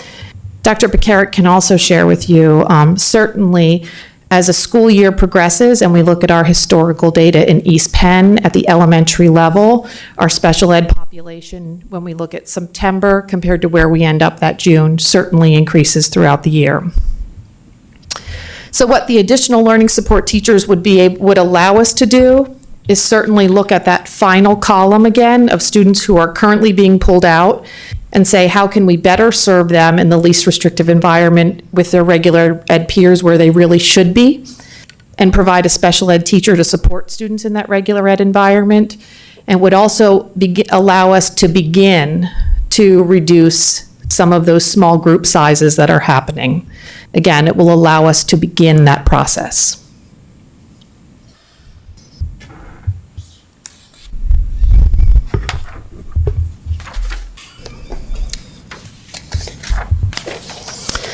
The next budget request is for a behavior support interventionist. This is a completely new position. And what the goal of this position is that we believe this individual would be a critical member of our K-12 emotional support program throughout the district. That is also a special education program. We have a continuum of services at the elementary level. We have a classroom with 2 teachers now at Shoemaker Elementary. We have a program, an emotional support program in each of our middle schools, and we also have an emotional support program then at the high school. Altogether, we have approximately 146 students who are serviced in that emotional support program. And what we really envision for this particular position is that this individual would work very closely with our special education teachers as well as our school psychologists in identifying, and I should say performing, behavioral assessments and putting behavior intervention plans in place for students. That is a requirement, something that we are legally obligated to do in terms of when we know that we have students who are identified whose behaviors impede their learning. We must identify through this assessment what are the triggers or antecedents of the behavior, and how are we going to put supports in place to try to prevent those behaviors from occurring and teach more appropriate behaviors. This individual would then also work closely with our special education teachers in those programs, as well as the students, in terms of implementing those behavior plans. The impact of adding this position is most important. We envision that this individual would help us to proactively address behaviors throughout the district at all levels, as opposed to right now, oftentimes our response with regard to behaviors tends to be very reactive. In addition, we currently contract with our intermediate unit to provide comparable services. In essence, the certificate is referred to as a BCBA, a behavioral analyst. So we do currently contract with RIU for those services, as well as some outside providers for behavior supports. Currently, the total cost to the district for those services is about $50,000. And certainly, that would be a cost that we would no longer have to assume should we have this individual who's here as part of our team. When we think about, well, who in the district is currently doing some of this work, possibly?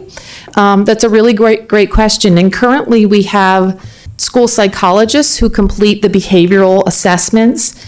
They typically then turn their assessment data over to our special education teachers who write the behavior plans.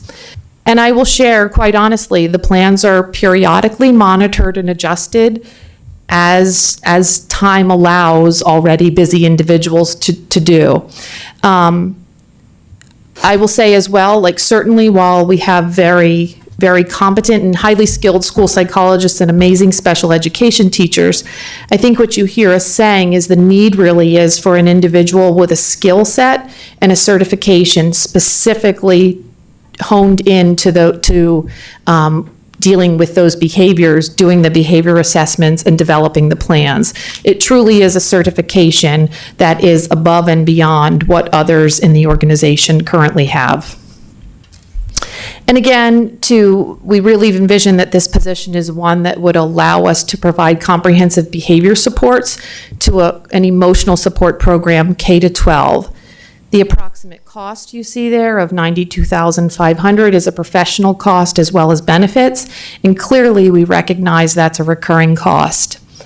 I think an important piece as well to think about, in addition to we discussed the savings, the potential savings for the district to not have the $50,000 that we currently spend for behavioral supports, I think it's important as well for the board and the community to understand that, again, we've talked a lot about trying to be proactive with the behavior support interventionist, sort of the other end of that spectrum, which is when the supports that we have in place for students who have significant behaviors are not effective. We've talked before about the fact that there is a need to then place them outside the district. And those outside placements for special education students as well as regular education students can be very costly. In particular, we spend approximately $2 million annually for our special education students to be placed out due to significant behavioral and emotional needs. And we spend about $66,000 annually for regular education students. And I certainly can't stand here before you tonight and say, and so without a doubt, if we add the behavior specialist, we'll save the $2 million plus the 66. But I think the message that I am very confident in saying is, again, this would be an individual specifically who has the expertise in behavior supports, and the goal would be to much more proactive intervene with those behaviors early on so that ideally, certainly, we would be looking to prevent some of those out-of-district placements. I think that's always a priority for us.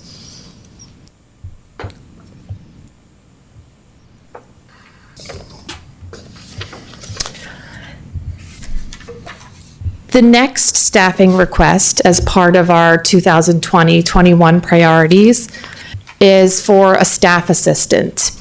And this is a support staff position specifically for Lower Macungie Middle School. And you can see there the responsibilities are certainly, they're broad, in which these individuals are responsible for maintaining a safe, secure, and positive environment in which they're supervising students, particularly during a very unstructured time of their day, which is lunch period.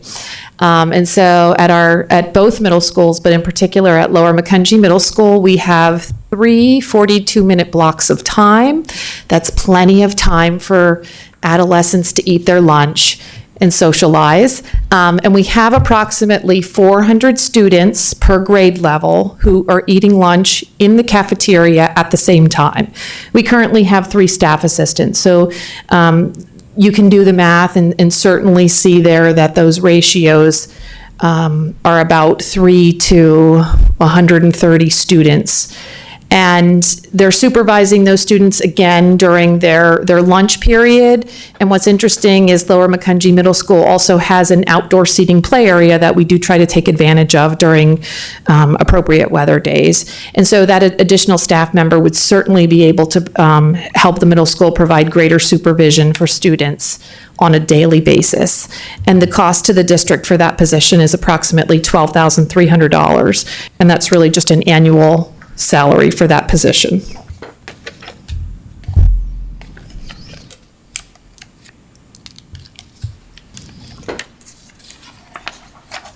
And our final staffing request for the 2021 budget is a technology specialist. And so this particular position is a technician. The individual would be a member of our technology team. And you can see there that we currently have 5 technology specialists in the district. And it's important to mention that we currently have a part-time position, so a 0.5 position that has been unfilled for about 18 months now. Our technology specialists are a valuable part of our technology team in that they support all district hardware, software operations, including first-level troubleshooting. And so I think it's important to just remind the board and the community that we've been so very fortunate for the fact that we have expanded our technology fleet exponentially over the past several years. And so our technicians are currently supporting about 7,700 devices and users. In addition to the devices that our staff and our students have, they're also helping with printers, whiteboards, projectors, assistive technology, specifically for our special education students, imaging, all of those, the hardware before it's deployed, again, as well as doing a tremendous amount of troubleshooting. We've had some general discussion at the board level before with regard to the potential benefits of keeping our technology specialists in-house versus outsourcing such resources. And I will share with you in doing some preliminary research of neighboring districts, I found one district in particular, a little bit to the south of us. They have a student population of about 1,800 students. They're significantly smaller than we are. And really, their technology department consists of an assistant to the superintendent who supervises all of technology. And then they outsource their technical support or their technicians. So I found that it's been certainly a far more common practice for such team members to actually be in-house and employed as part of the district team. And I think there's multiple reasons for that potentially, some of which I've identified for you.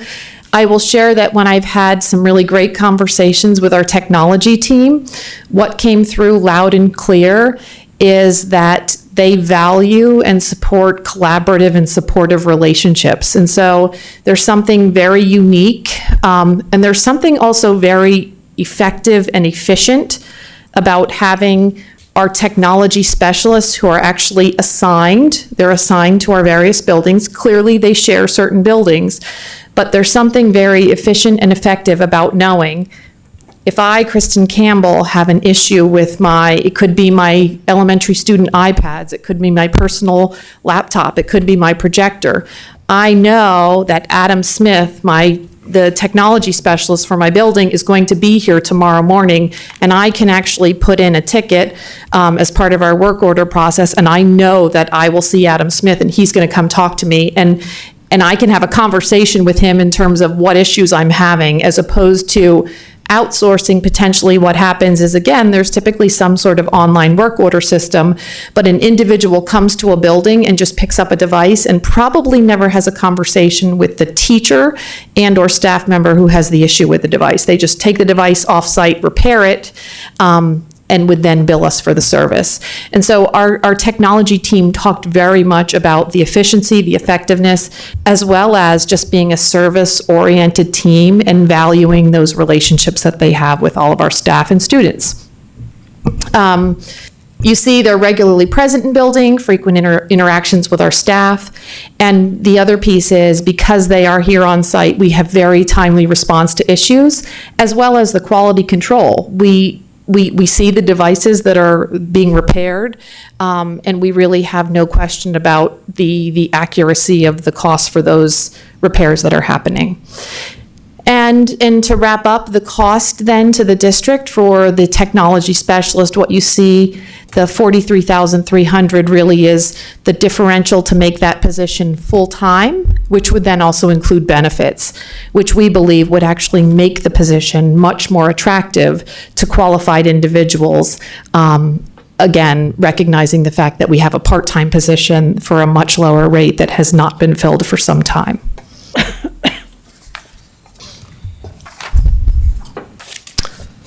So to wrap up, our goal this evening was really to provide you with a high level, yet maybe a little bit in the weeds on some areas, in terms of the district level need for the 2 learning support teachers at the elementary level, the behavior support interventionist, which is a new position, K to 12, the staff assistant to support cafeteria, lunch and cafeteria for our middle school students at Lower Macungie Middle School, and finally the technology specialist.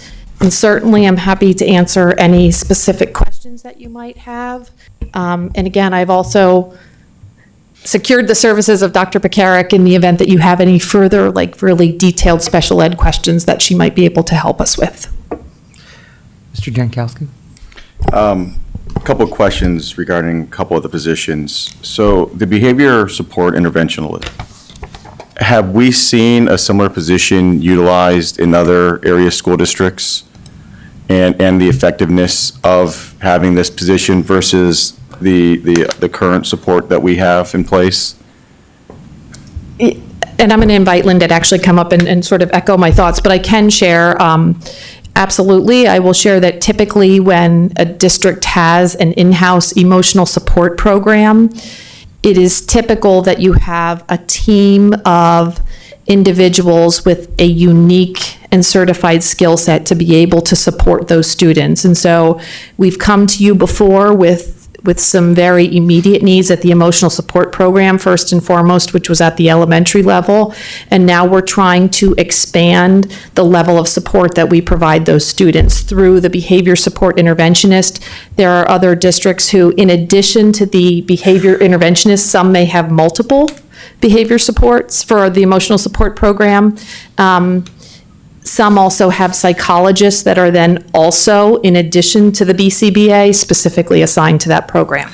Real quick, before we, so the support we're receiving for the $50,000, how many, are there multiple individuals that whose services we're utilizing for that amount?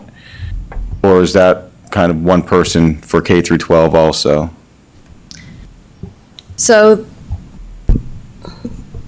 we contract through CLIU, and that is one person for one student. We also contract through ABA Behavior Supports, and that is for 3 students, and there are different BCBAs assigned to those students.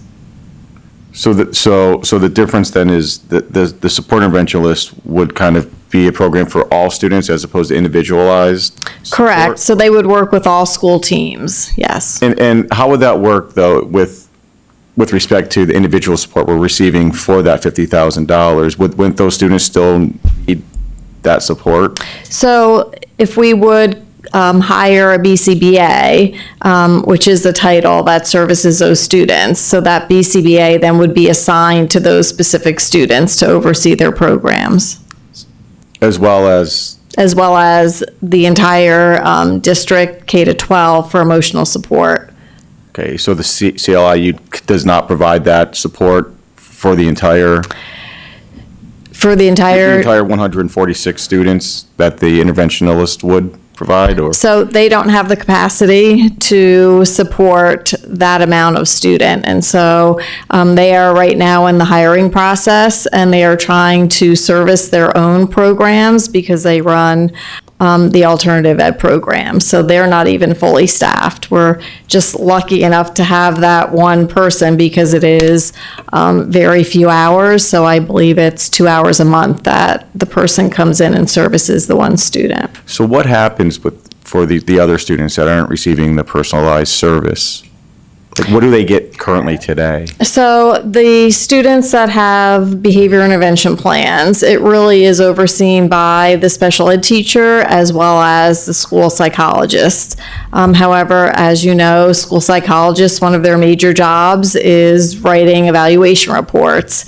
And so that is the priority because we have to stay in compliance. We have to stay in that 60-day timeline.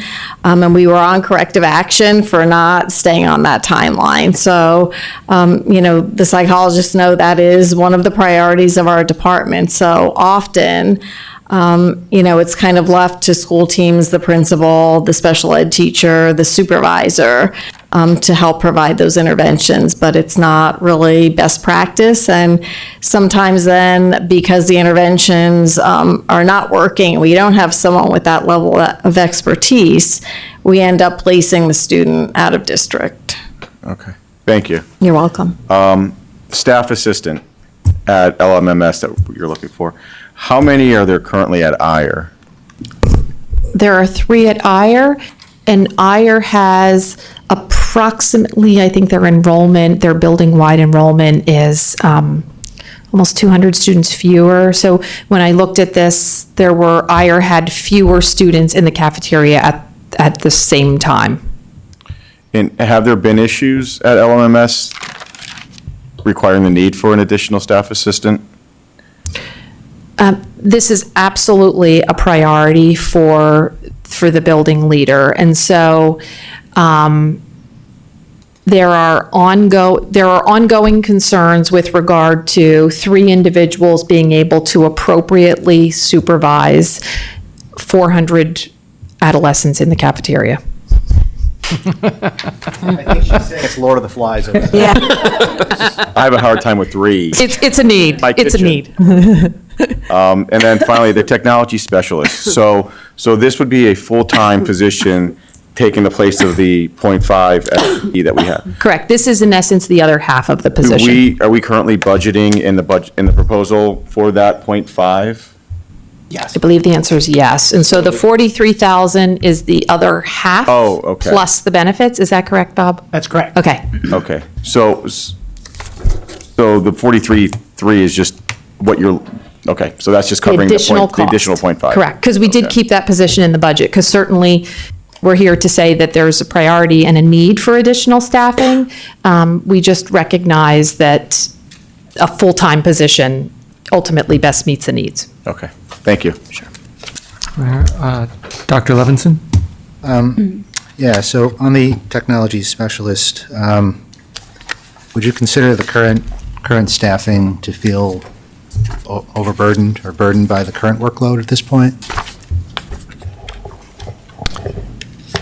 Can you repeat the question? Does the technology staff feel overburdened? Yes, I mean, Yeah, I think yes, in essence, in meeting with the current leader of the technology team, and I will say as well, our technology specialists do an amazing job among 5 individuals servicing 10 buildings. I think where they see themselves is doing a lot of the initial troubleshooting, and they would appreciate, having the 6 positions would allow us to better divide up how those individuals are shared among 10 buildings. And the other piece, to potentially be able to be in their home buildings a bit longer than they currently are and do more than just like troubleshoot. Okay, you have this issue, let me fix that. Like, they're almost like running from job to job without the ability to say, is there anything else I can help you with? Okay, all right. And as for the special ed positions, I think you touched on this, but having these 3 positions is actually help with compliance? Correct. Okay. And one of the figures of merit that you talked about was there's a goal at the elementary level of 65%. And right now, we're currently at 32%. Will the addition of these 2 additional learning support teachers, what impact is that going to make on that number? Do you have the calculation? This is going to be a really vague answer that I know will probably frustrate you, so I'm going to apologize up front. It will get us, it will get us much closer. I really don't know that we'll be able to stand here and say we'll absolutely be in compliance with, or absolutely meet that goal of 65% in their LRE. 47.12387. So I'll try to back up just a little bit to give you kind of a historical perspective. So the LRE is one of the indicators, it's indicator 5, that they look at for special education compliance. And so when we were audited in 2018, we are on corrective action for our LRE. To back up, we have been on corrective action since 2008, 2009 for our LRE. So we've never kind of gotten out of the non-compliance. So if you look at district-wide, we are at 59.4%. And the target is 65. So if you look at the entire district, we're not, you could say we're not too far off the mark. And so the reason for that is, at the middle level, we have an inclusive practices model. So all students are included in the regular education setting, with the exception of students that are in our Read 180 reading program. So they're pulled out for one block for 45 minutes, but they're included for everything else. At the high school level, our numbers are pretty good, so we're close to the target as well, because we can count students going to work-based learning, students going to LCTI, students are included a lot more at the high school. So there's a lot of different avenues to kind of make up for those students that are being pulled out. At the elementary level, we basically have a pull-out program for reading and math for the most part. So we have moved towards more inclusive practices over the past 2 years. However, we have a very long way to go, and we do have a plan in place moving forward for inclusive practices, and that is one of the goals of our department. Okay. And my last point is more of an observation and a comment, and maybe might require some follow-up.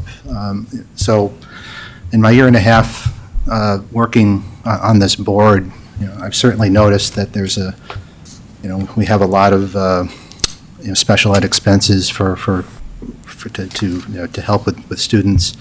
Last year, I know we approved a number of positions that were meant to, again, help with compliance and expand the outreach and effectiveness of the special ed department, and here we are again with some additional set of positions to, again, fill this out and make it more effective. I guess my general question is, is this, are these changes that are felt by the other districts in this area, and to what degree is East Penn unique in how much it has to bring in for its resources? And I don't know if you can answer that, or whether that's something that you could follow up on. Because again, I'm curious whether this is something that where I'm grateful that we can offer these services, but is this something that we're doing more of in comparison to other cities in the area? So I can give you kind of a brief answer, and then we could follow up with more detail. Great. Our special ed population has grown tremendously over the past, I want to say, 6 years. So we are at 12% of a special ed population. Now we're at 18%. So that is due to identifying more students moving in. We have a large number of early intervention students that come in who utilize our autistic support program. So East Penn is known for its autistic support program. A lot of other districts place their students out of district, and so they do not run those programs. So I think people kind of come to East Penn from all over the country, basically. We've had people come from California, Arizona, Florida, because they've heard East Penn is a good school and they're relocating. Okay. If there's anything you can provide as follow-up with some additional. Sure, context for that, absolutely. I'd like to see I will that. Thank you. absolutely do that. And also, and I really appreciate the question, because I think it's one that we as educational leaders and as a school school communities, I think we sort of wrestle with that one quite a bit. Among our Lehigh County superintendents, I will share that we regularly have conversations about rising special ed costs, limited funding at the state level for those additional costs. And then the other piece, the other discussion really is about the complexity of the needs of the students that we're serving, and potentially how the needs of our learners looks different today as it did several years ago. And so not only have we seen our special ed population increase in just sheer numbers, but when we look at the depth and breadth of their needs, that's become more complex as well. Okay, thank you. Mr. Smith?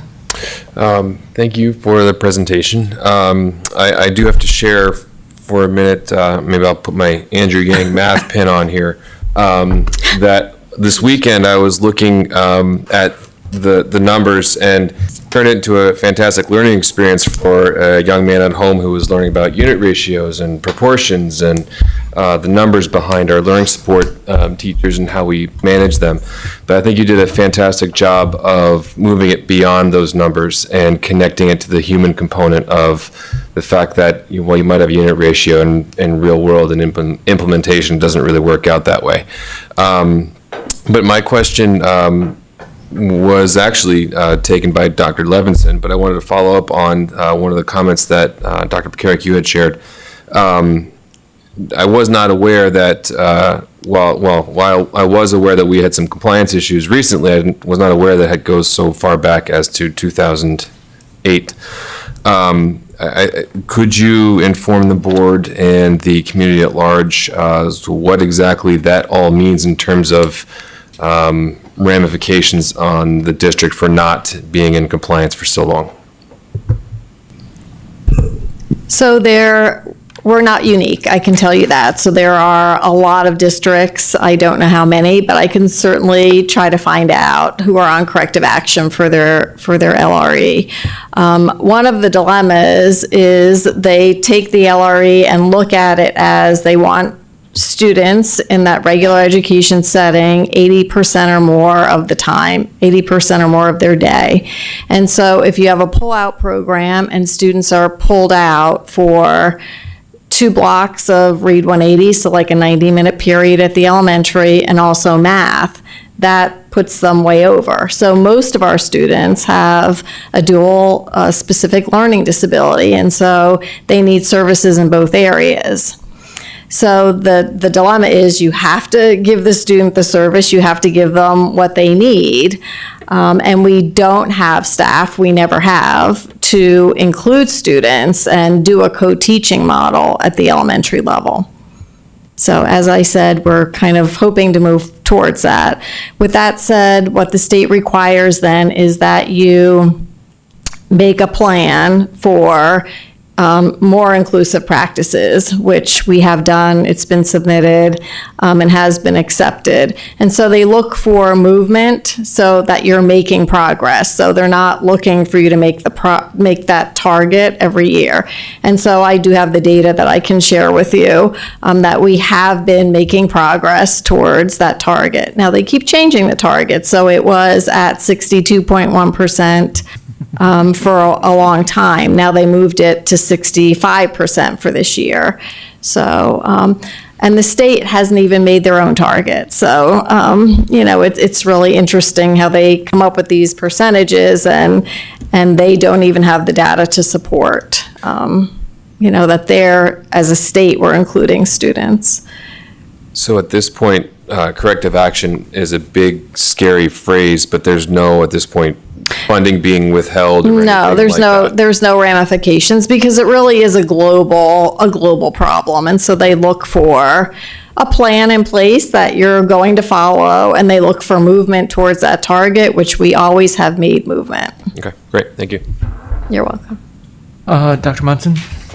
Yeah, so this was very instructive, thank you. I had a question about the behavior support interventionist. So you had said that this is a person that has a specialized skill set and also that they have specialized qualifications above and beyond a classroom teacher or a psychologist. Why then do they not earn more of a salary? Why is the salary the same? So I just want to backtrack a little bit. So a psychologist could be a board certified behavior analyst, so they could have that certification. So in order to go through the schooling and apply for that certification, you have to have a master's degree. And so, we are paying them at a master's degree level along with they have that certification, just like a teacher has a certification. Does that make sense? Well, it doesn't, because my question is comparative, meaning if this is someone who has specialized skills on top of the regular skills that we would expect of a classroom teacher, as well as a certification that is not required of other teachers, it seems to me that they should earn a larger salary. And the fact that it's not listed, a higher salary isn't listed here, it makes me suspect that either the budget estimate is inaccurate, or the additional qualifications they really have are not meaningfully reflected in the ways in which they are paid and valued in school districts. I can tell you that the folks that we contract out, what they get per hour and what the agency gets is far spread. So in other words, when they're working through an agency, they are not getting paid what they're worth. So I can tell you that the salary that we're proposing is very, very solid and very fair. And we could check other districts and we could get you the salary range. I'd be happy to do that.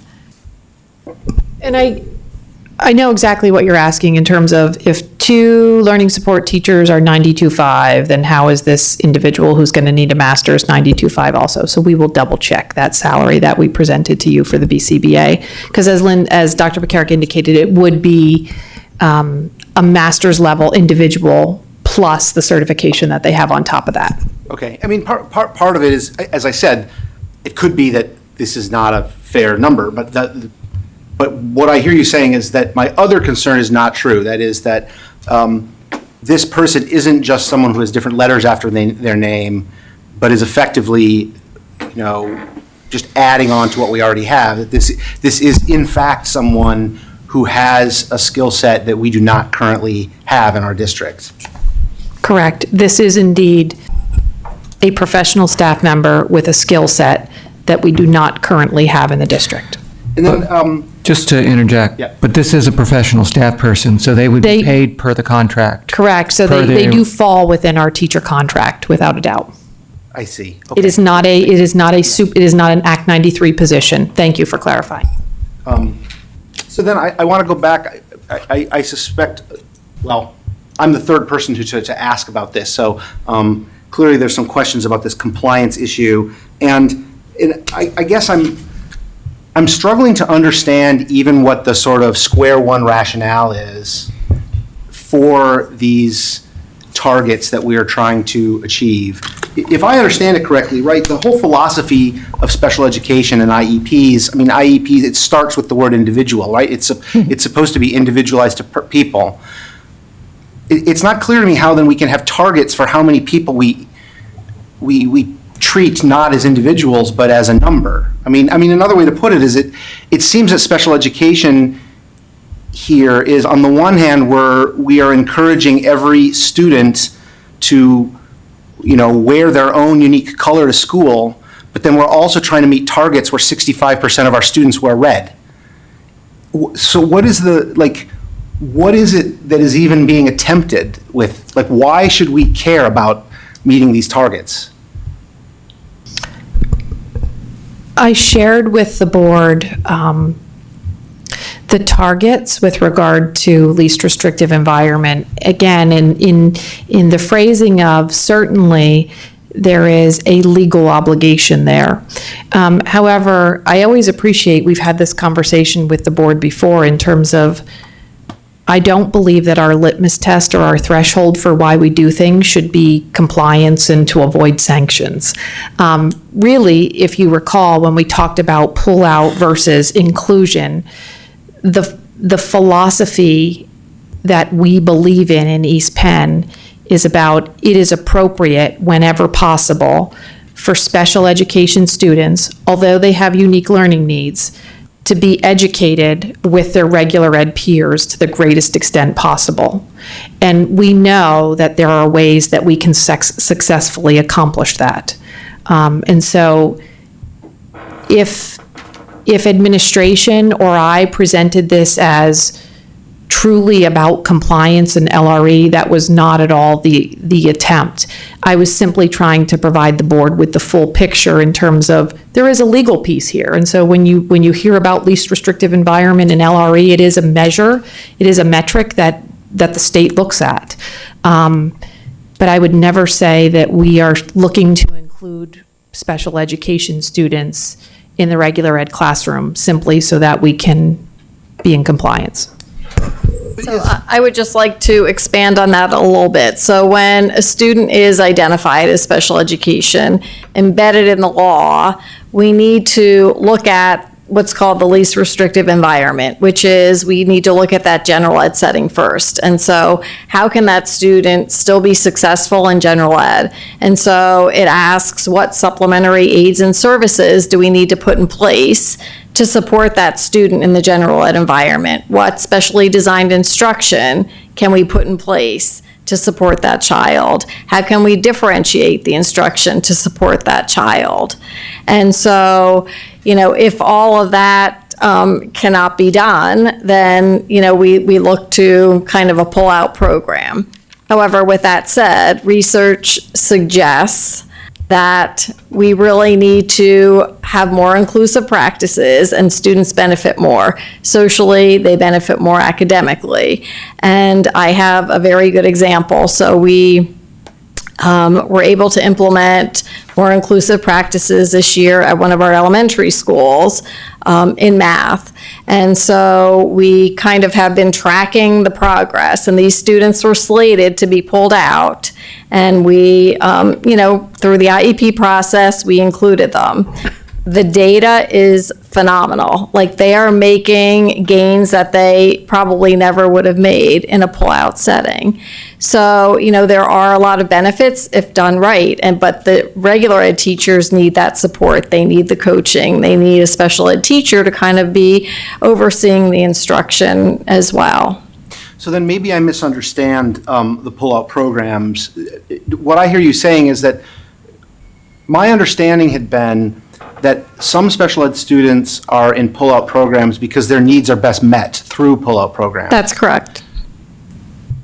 But if their needs are best met by pull-out programs, why would we be trying to put them in inclusive programs, which are not the best for them? So it depends on the child. So as you said, everything is individualized. And so you're looking at that child's profile. And so where do they need to be serviced? Do we currently have students who would be best served in an inclusive environment that are in pull-out programs for budgetary or staffing reasons and not because of their IEP? Yes. Okay, so how many positions would we need in order for that to no longer be true? So we are in the process of developing a plan, kind of working towards that goal. And so I can't stand up here and hang my hat on, this is exactly how many teachers we need, because K to 12 right now, we are examining every student's profile. And so we're looking at the data K to 12. We have subcommittee teams at the elementary, middle, and high school, and we're kind of tearing apart their programs to see where can students be serviced. And with that information, I will be able to come back to you towards the end of the year with kind of a plan for more inclusive practices and how many teachers we will need moving forward. Above and beyond the district priorities for this budget Correct. cycle. That is correct. So help me understand. Right. This is, No, that it would not be for next year. So it's not like I'm going to stand here and say I need 10 teachers for next school year. You're almost done with your budget. I mean, I guess one of the reasons I'm asking is I'm not actually asking for a specific proposal. I'm trying to understand what the scope of the problem is, right? I mean, the logical conclusion, that is the logical extreme of what I hear you saying, and correct me where I'm misunderstanding, is that really what we need to do is hire a special education teacher in every classroom, to teach alongside our regular classroom teacher. And that way, we could be as least restrictive as possible. So that's not necessarily true, because when you look at inclusive practices, there are different models. So there's a co-teaching model, which is kind of the Cadillac. So that is what research says is the best practice. And for those most needy students, yes, that is the best practice. Then you have a paraeducator model. So for students that don't have a great disparity and they need a little support, a paraeducator, an IA, may be able to go into a classroom as we do now at the elementary level for science and social studies and some reading and math classes and support students. And then there's another model that is consultative. And so the regular ed teacher is planning and consulting. So it doesn't have to be a teacher in every single classroom. So there are different models, and that's why we're really examining the profiles of students, because we're looking at what that need is. And going back historically in the world of special ed, you always had to do something different, right? So, although inclusive practices was out there, for the most part, all special ed programs were kind of pull-out programs. Direct instruction programs was the push. And so you had to do something different to remediate. What we have found is by doing that, students are missing out on that core curriculum. And so when you look at our PSSA scores, if they're not there to learn that core content, and they're getting all of this remediation to, remediate the deficit, you're doing a good thing over here, but you're doing a bad thing over there, so.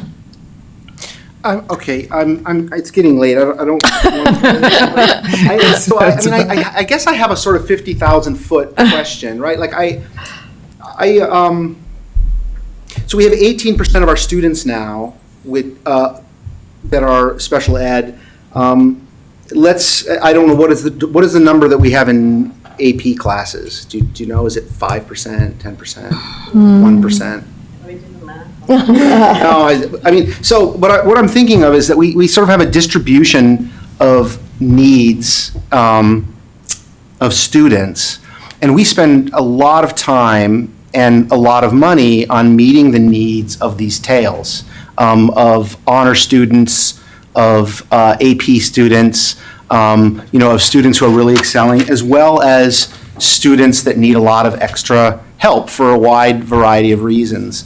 And, I can't help but wonder how you as a team figure out need for that middle 70% of students who we talk a lot less about, who also have needs. And, I wonder if any effort is spent trying to quantify or think about, for example, how many needs are created at the special ed level, because we aren't meeting needs of those 70%, and we have people slipping through the cracks in regular education classrooms, in regular education, the STEM courses, and so forth. And because there's nothing, I mean, this is a very compelling presentation of the need we have for special ed. It is at least or more compelling than last year's discussion of communities and schools. But I worry that if we only focus on these needs, we're missing these other needs, which are not as great per student, but aggregated over all of our students, we're actually missing need of this, this middle 70%. So can you help me think about, or can you help me get some insight into how you see those needs that aren't the squeaky wheel, that don't have state mandate targets associated with them, and how you build those into the priorities that you have for our students?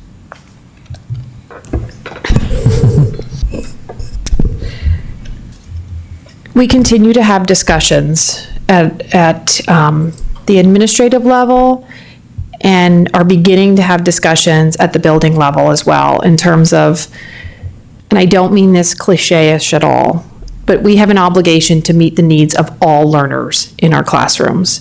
And you are absolutely right when you talk about, for example, we just recently had a meeting with a building leader who's looking at developing a master schedule for next year. And so we look at the number of our learning support students who are identified in the classrooms that the number of sections that they're going to be in.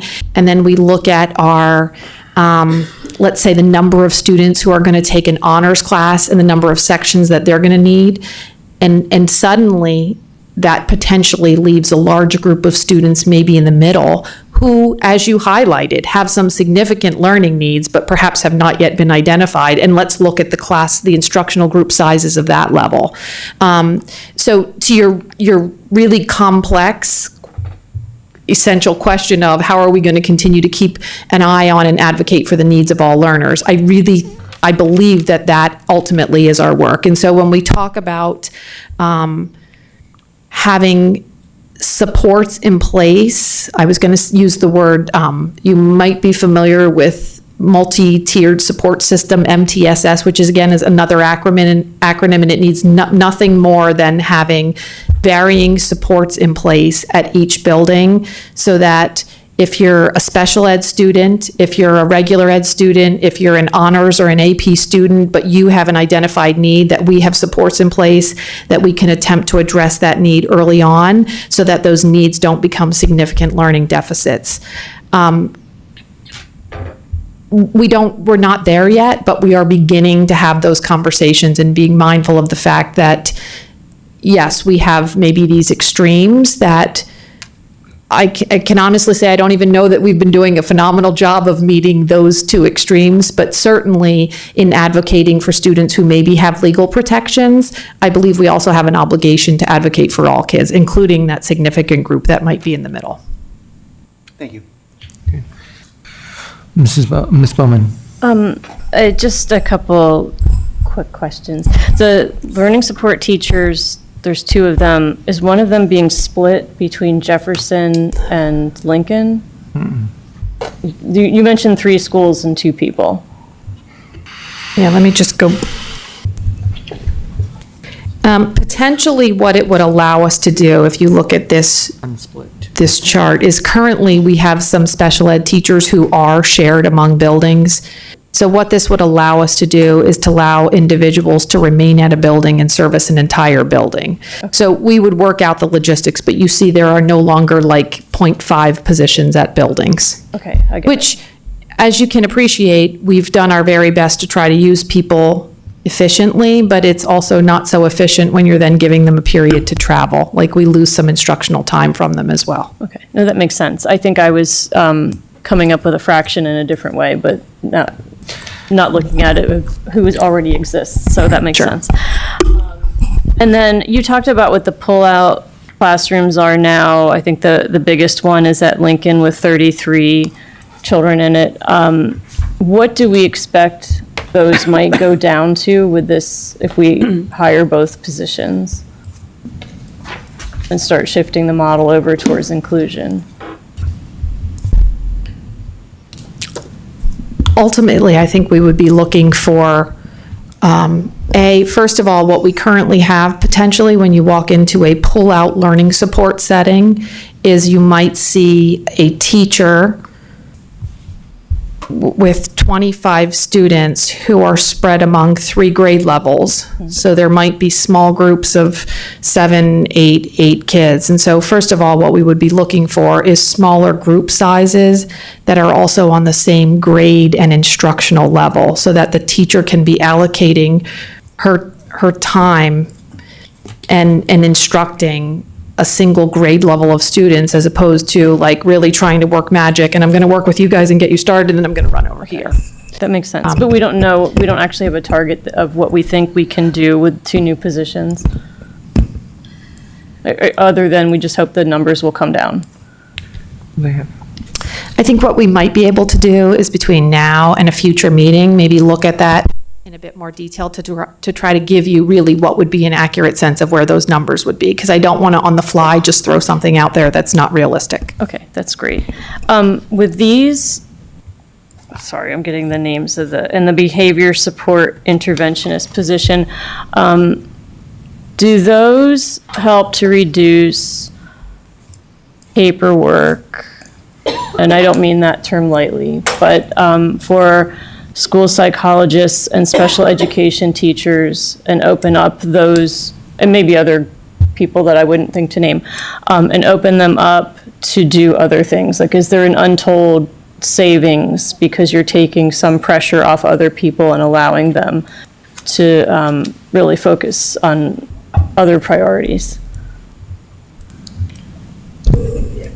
Yeah, so it would definitely take some of the onus off of the school psychologist to complete the functional behavior assessment and also kind of work with the teams and monitor that. So, they would then be able to focus on their evaluation reports and maybe support teams in other ways. Okay, and then you had mentioned we're hoping that the psychologists would do an IEP within 60 days, I believe, if I have that right. So their evaluation reports must be done within a 60-day timeline. So from the time we get the signed permission back in our office, we have 60 calendar days to complete that evaluation report. Is that what's actually happening, or?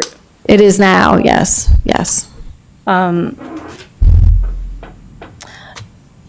Then I think just 2 more questions. One, I don't really need answered tonight, but when you do the budget numbers, it would be helpful to me to have it sort of itemized, to be able to see salary and benefits. And I actually, from reading social media comments, I think it would be helpful to the public too, because otherwise it looks unnecessarily inflated.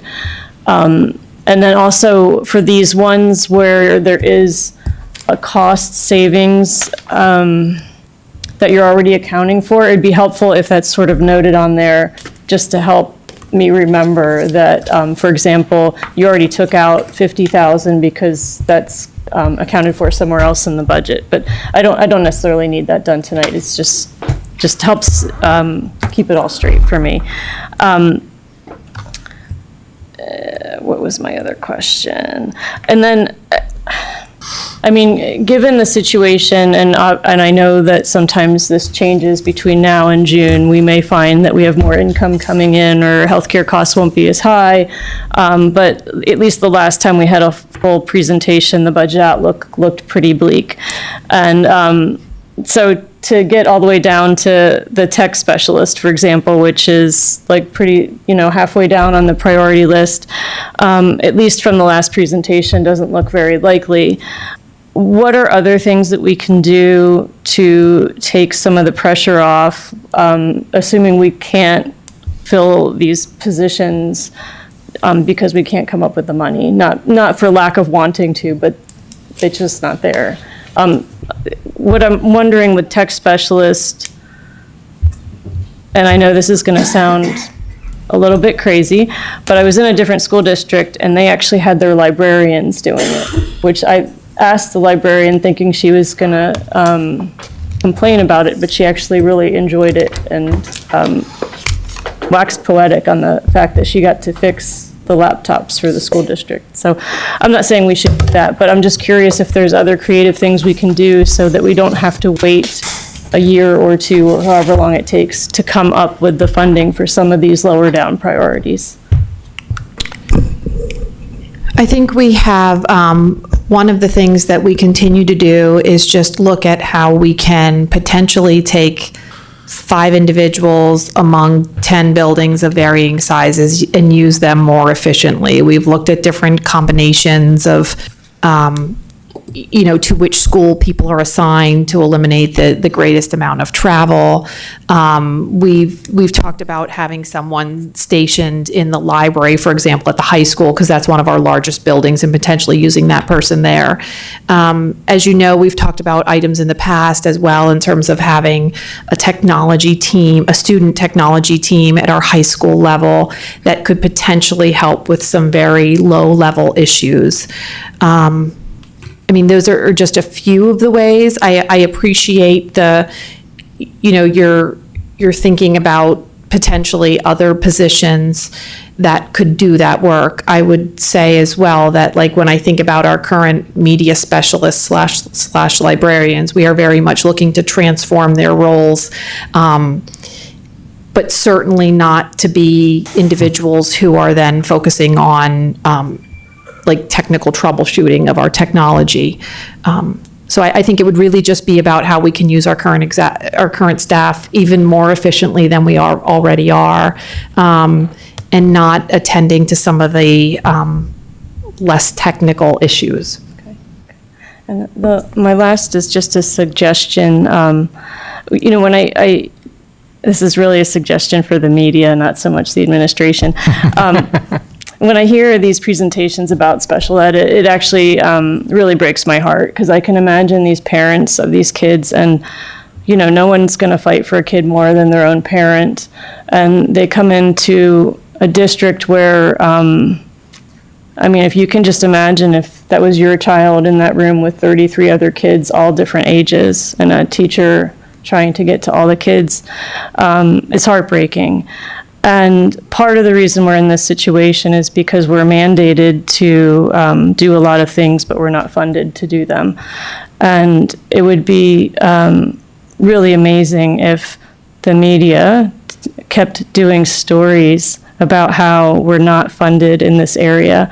And I'm sure the administration would be happy to help you with the numbers of why we're struggling so much in this one area. And it's not just us. It sounds like it's just about every other school district. These are students that we really, at least I can speak personally, we want to help, and we should help. And we should be able to help, but we can't do it without the money and without the positions. And, without funding from the state, our alternative is to keep raising property taxes. And eventually that will come back with a lot of people here complaining about their property taxes. So I really hope that maybe by helping the public understand this issue, we can get to a situation where we're fully funding special ed and giving these children the education they deserve, taking some of the pressure off of the hardworking people who are doing everything possible to help these kids right now. So thanks. Thank you. Mr. Champagne? Yeah, just a couple of things. I thought this was very helpful, and I really appreciate, the understanding kind of the dilemma you face in terms of trying to meet the needs of all these individuals and working to also comply with state requirements that in some ways seem counterproductive. But I think the thing I was glad to hear, and I think I echo what Dr. Munson says, is I feel like we're doing this, we're putting a finger in the dike every year because we just don't know how many individuals we have to deal with. Programs, requirements change, regulations change, And I'm very encouraged that you're kind of taking a fresh look at the whole thing and saying, okay, if we had to really think about this and how would we design it, within the constraints we do have, are there things we can do differently to allocate the resources and maybe come up with ways to find other resources? I guess the one question I have is, how do the IAs play into all this? I mean, we again, I saw in the staffing, we lost 2 more. And so we add these support people, but my sense is that the boots on the ground in many cases are the instructional assistants, and they are there day to day with, a lot of these children. But I don't see how how that all fits in with this, and I'm just concerned that, while we can add these teachers, the IAs are still, there's a big gap, and we're not able to really complete that without maybe adding additional instructional assistants. So I don't know if you can address that or not. You are correct that certainly our instructional assistants are a valuable part of the instructional process. The reality is ultimately when we're looking at, ultimately it really is the responsibility of a special education teacher to be able to meet those core instructional needs. And so it's then about how the instructional assistants are appropriately used to support the students' learning, not to be the individuals who are ultimately providing the instruction, the initial core instruction for the students, but potentially there to support and guide their learning. And in terms of, to your observation about instructional assistants who are leaving positions, certainly we continue to try to recruit individuals for those positions. I guess 2 other points. Regarding the technology specialist, I asked about outsourcing, and I guess I don't intend it to mean that we should eliminate those positions, but I do think that, and I have experienced this, that outsourcing this need is not necessarily a detriment to an organization. I've been involved in an organization, a Fortune 500 organization, that did outsource this need. It saved money, and efficiency actually went up. So I'm just suggesting, as we look at budget ways to look for reducing costs, outsourcing is something I think we should take a harder look at in terms of the complement of individuals, but also what we could do with an organization that this is their specialty.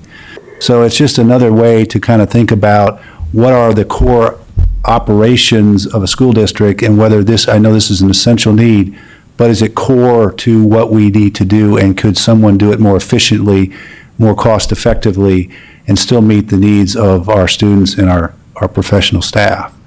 Because I have seen it happen that way. And then the last point, to echo Ms. Bowman, for the media, IDEA is the funding mechanism for the federal government that has been around since the Ford administration. They have never fully funded that requirement for special ed. It's supposed to be 40 cents on the dollar. Today, it's 15 cents on the dollar, and it has not gone up one bit since then. So if you're going to write anything about the needs of special ed and where the money really needs to come from, there's the hole. So I'd appreciate anything you could do to help our cause. Thank you. Mr. Byrd? First of all, thanks a lot for the presentation tonight, and I want to echo Mr. Champagne's comment about outsourcing. I'm also the product of experienced outsourcing through the IT department, and I found it to be very efficient. It worked, and also the personal collaboration and the relationships. So I thought maybe the district may look at that in the future and see what's out there. I know you talked to some districts, but in the corporate world, there may be some people that you might be able to look at. It does work. I worked in it for a decade, and long distance, still had a relationship and great efficiency, great quality. So I would hopefully look into something like that. Thank you. Are there other comments? Well, I'd like to express my thanks to both of you also for a wonderful presentation. It's very helpful to understand the details of what the needs are and why we need to expend the money in the budget. So thank you.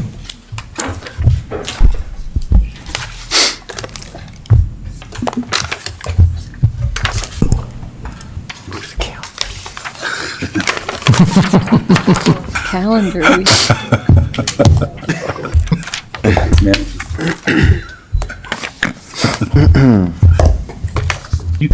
So moving on to presentation of our student-teacher calendar draft.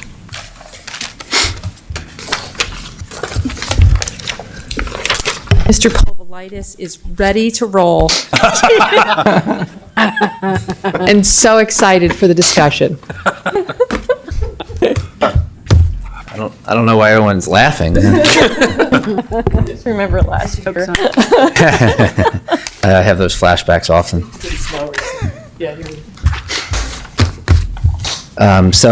Good evening to everyone. I kind of want to start with just an overview, knowing that, I think all of you are aware of this, but also for the public, that the calendar conversation really doesn't just happen and start, in February, and then get approved in March. But this is really a year-round process of reviewing all the different pieces that are in the calendar, looking at conferences, looking at early dismissal days, looking at professional development, and really for us as a district, finding out what the match is for what our needs are. So that's kind of the overall idea behind putting a calendar together.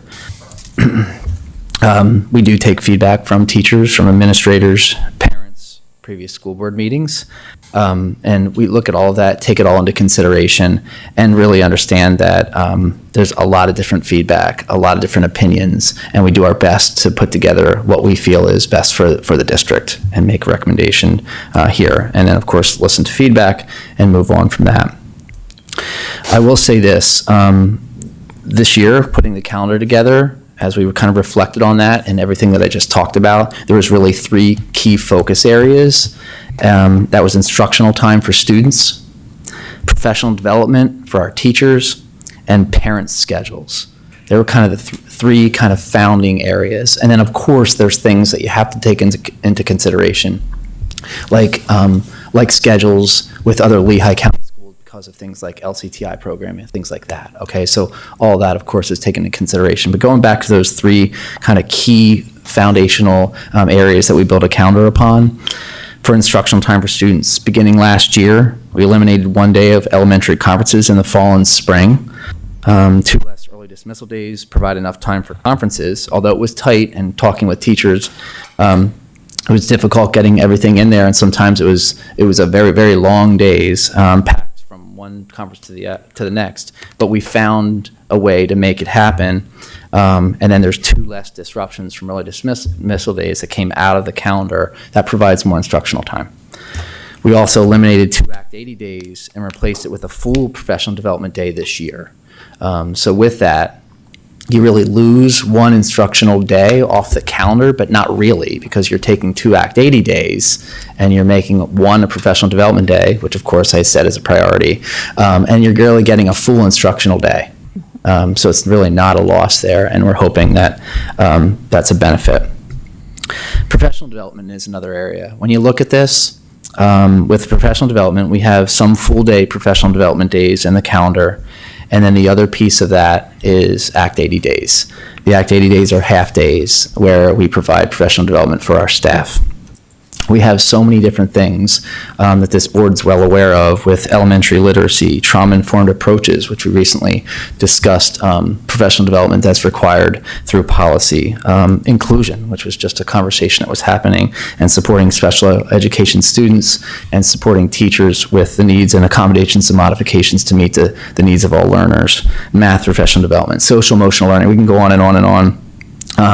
But you have so many professional development days that are full days, and then you have to make up for the difference with Act 80 days to make sure that you're getting what you need in to best serve that our community, our students, and our teachers.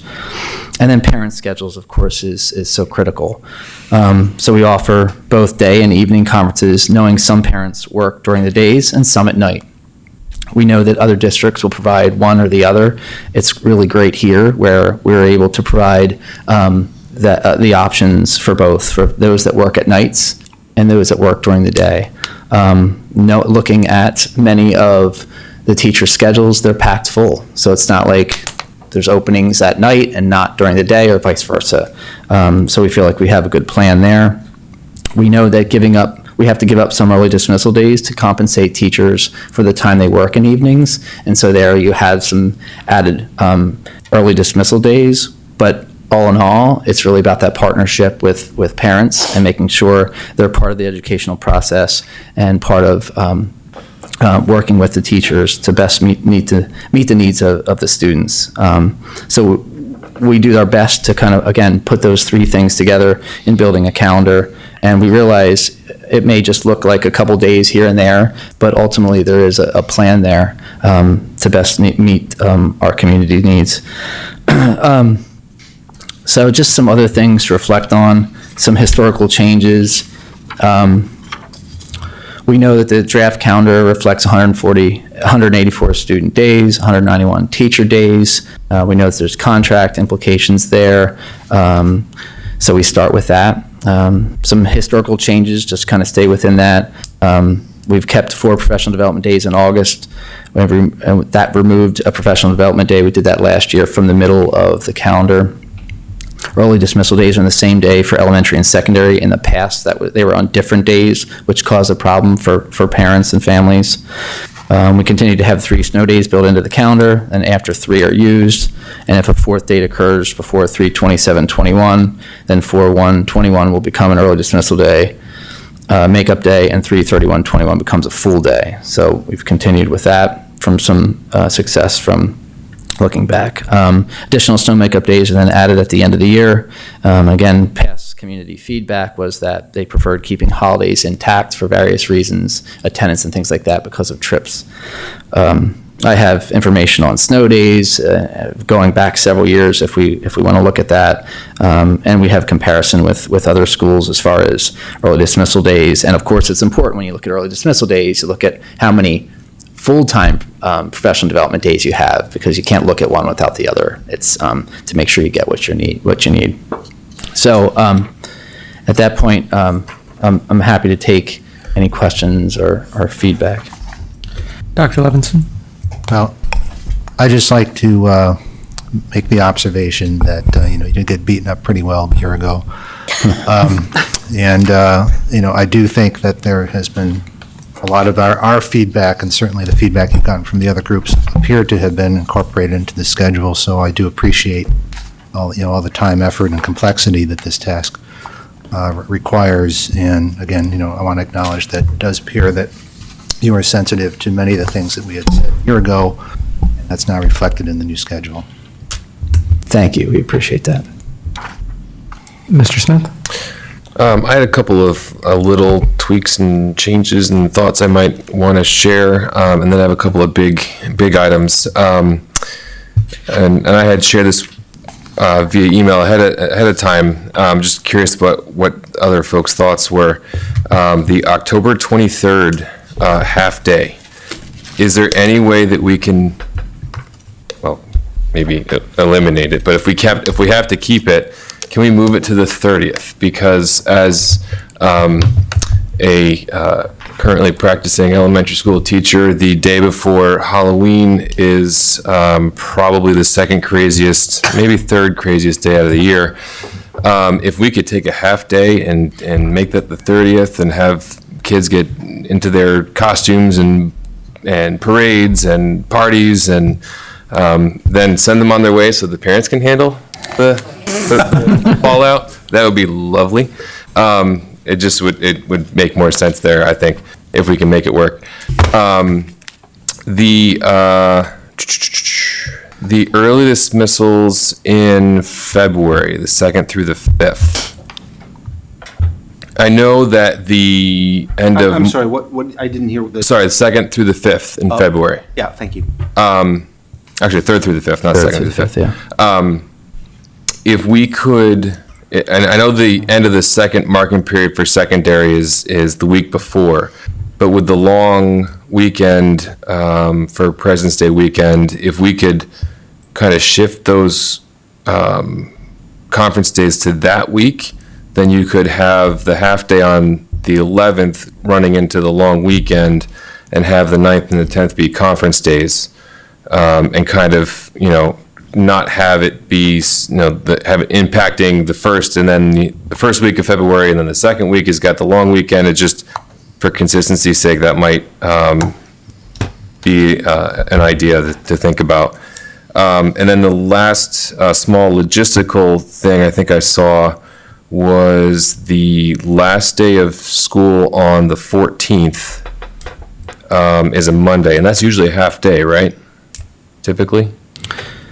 It has been in the past. So, weather being weather, and it is what it is, there's a chance that we may be asking our students to come back for a half day on a Monday and then go off to enjoy their summer break. So if we can find a day in the calendar someplace to maybe bump that up to end on the 11th, that would be, I think, beneficial, because I think there's going to be a lot of families that are going to be anxious to hit the road for vacation on the 12th. And then as far as my larger concerns go, I know I was pretty, I guess I was probably part of the team that kind of beat you up last year. But last year I said, I would support the calendar, but I was hoping to see a reduction in the number of half days. And while that has happened, I still think there's entirely too many. So if there's a way that we can consolidate like you have done, there are plenty of districts that don't have nearly the number of half days that we do. I have yet to run across a parent that's hooray for half days, and it's a struggle. That's the most common feedback I get from parents, is that there's way too many half days. And then the last big sticking point, and this is probably my biggest roadblock that I would have to overcome before voting in favor of the calendar, is the elementary conferences in the fall. Historically, we have had them in November, and this was a concern of mine last year, and they're again in December. And I understand the genesis of the switch and the move to trimesters, but one of the tenets of standards-based grading is that you should have an idea, you should know where any student is at any given point in time, because learning is a progression. So therefore, you don't need it all to have a document in front of you to have a conversation about how Johnny or Susie is doing with a parent. You should be able to have that conversation at any point in the year. Sure, it makes a nice document, a roadmap of sorts to have a conversation, and so I understand the desire to have that report card in hand for those conversations, but as we all know, learning is not just the academics. There are so many other pieces that go into a holistic picture of what a student is and who a student is. And there are behavior issues, there are organizational issues. And as a parent of one of those students who needed this year to have a conversation in November with the teacher about some serious organizational issues, to have pushed that off another month, it's a month lost in terms of not necessarily math or reading or writing, but in terms of just being a successful learner is really difficult to push that off another month. So one of the things that I think about in the way you look at a calendar, September is about setting routines in a classroom. October is about tweaking them and adjusting them, monitoring them, and then November is reporting progress on how those routines are going in the classroom. And to not give our parents the opportunity to have that meaningful conversation with their teacher in November, where we used to have it, I think is a strong concern of mine. So I'd like if we could give strong consideration to putting those conference days back into November. So if it's okay, I'd like to kind of respond to that last point, just some rationale behind it, because a lot of thought is put into where he placed this. So if you see, and I hear all your comments about standards-based grading. I agree philosophically with where you are, this ongoing progress. But the 20th is the end of the marking period. A lot of other things are built November 20th. A lot of other things are built, like the assessment calendars and things like that. And there's time that a lot of teachers put a lot of time into pulling everything together for the end of the marking period. I was in another district previously, and of course we had oftentimes conferences at a different time and prior to progress. I think what I've learned is every culture is different, and the East Penn culture is a little different, and I think teachers and parents, especially early on here with standards-based grading, oftentimes we do like to see that all that thought that the teachers have laid out into a progress report before we go and have a meeting. I think it helps both the teachers and the parents to have a good understanding, to pull all those pieces together. Although things are ongoing, we do have trimesters for a reason, and the end of the trimester is the 20th. It's shortly thereafter where conferences are. It's really the first week in December. And so, the thought there is there's always time to reach out if there are needs that have to be discussed. I would hope that the teachers and the parents would be comfortable setting up a meeting prior to the conference set times, because I think we have a culture where it's open like that, and if there are those specific needs.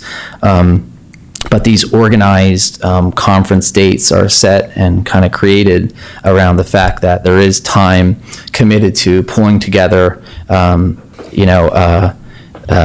marking period, pulling together all the assessments, understanding the social emotional learning pieces of that, and really capture that. And I understand your point in saying maybe it's a little bit too late, but it is the first week in December. It also gives time after the report card so that they really can reflect on everything that they've looked at that went into that progress report. And so you speak of, you don't necessarily need the report card to have a conference. I agree. I just think that right now it best meets the needs of East Penn, and back to the kind of foundation of what the calendar was built on. That's why we kept. Okay. And you mentioned a progress report. Do we give a progress report in the first trimester? I misspoke. The report card, I meant. Okay.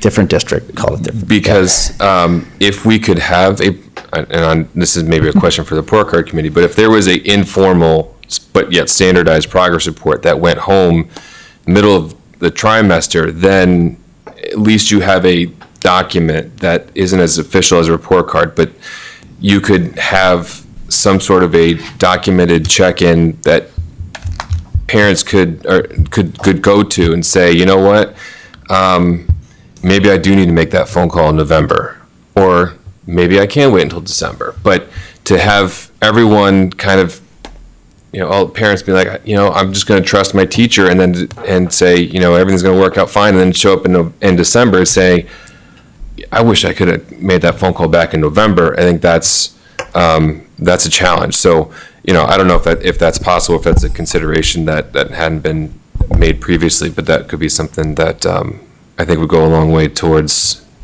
alleviating a portion of my concern. Thank you. Thanks. Dr. Munson? Well, first let me echo what Dr. Levinson said.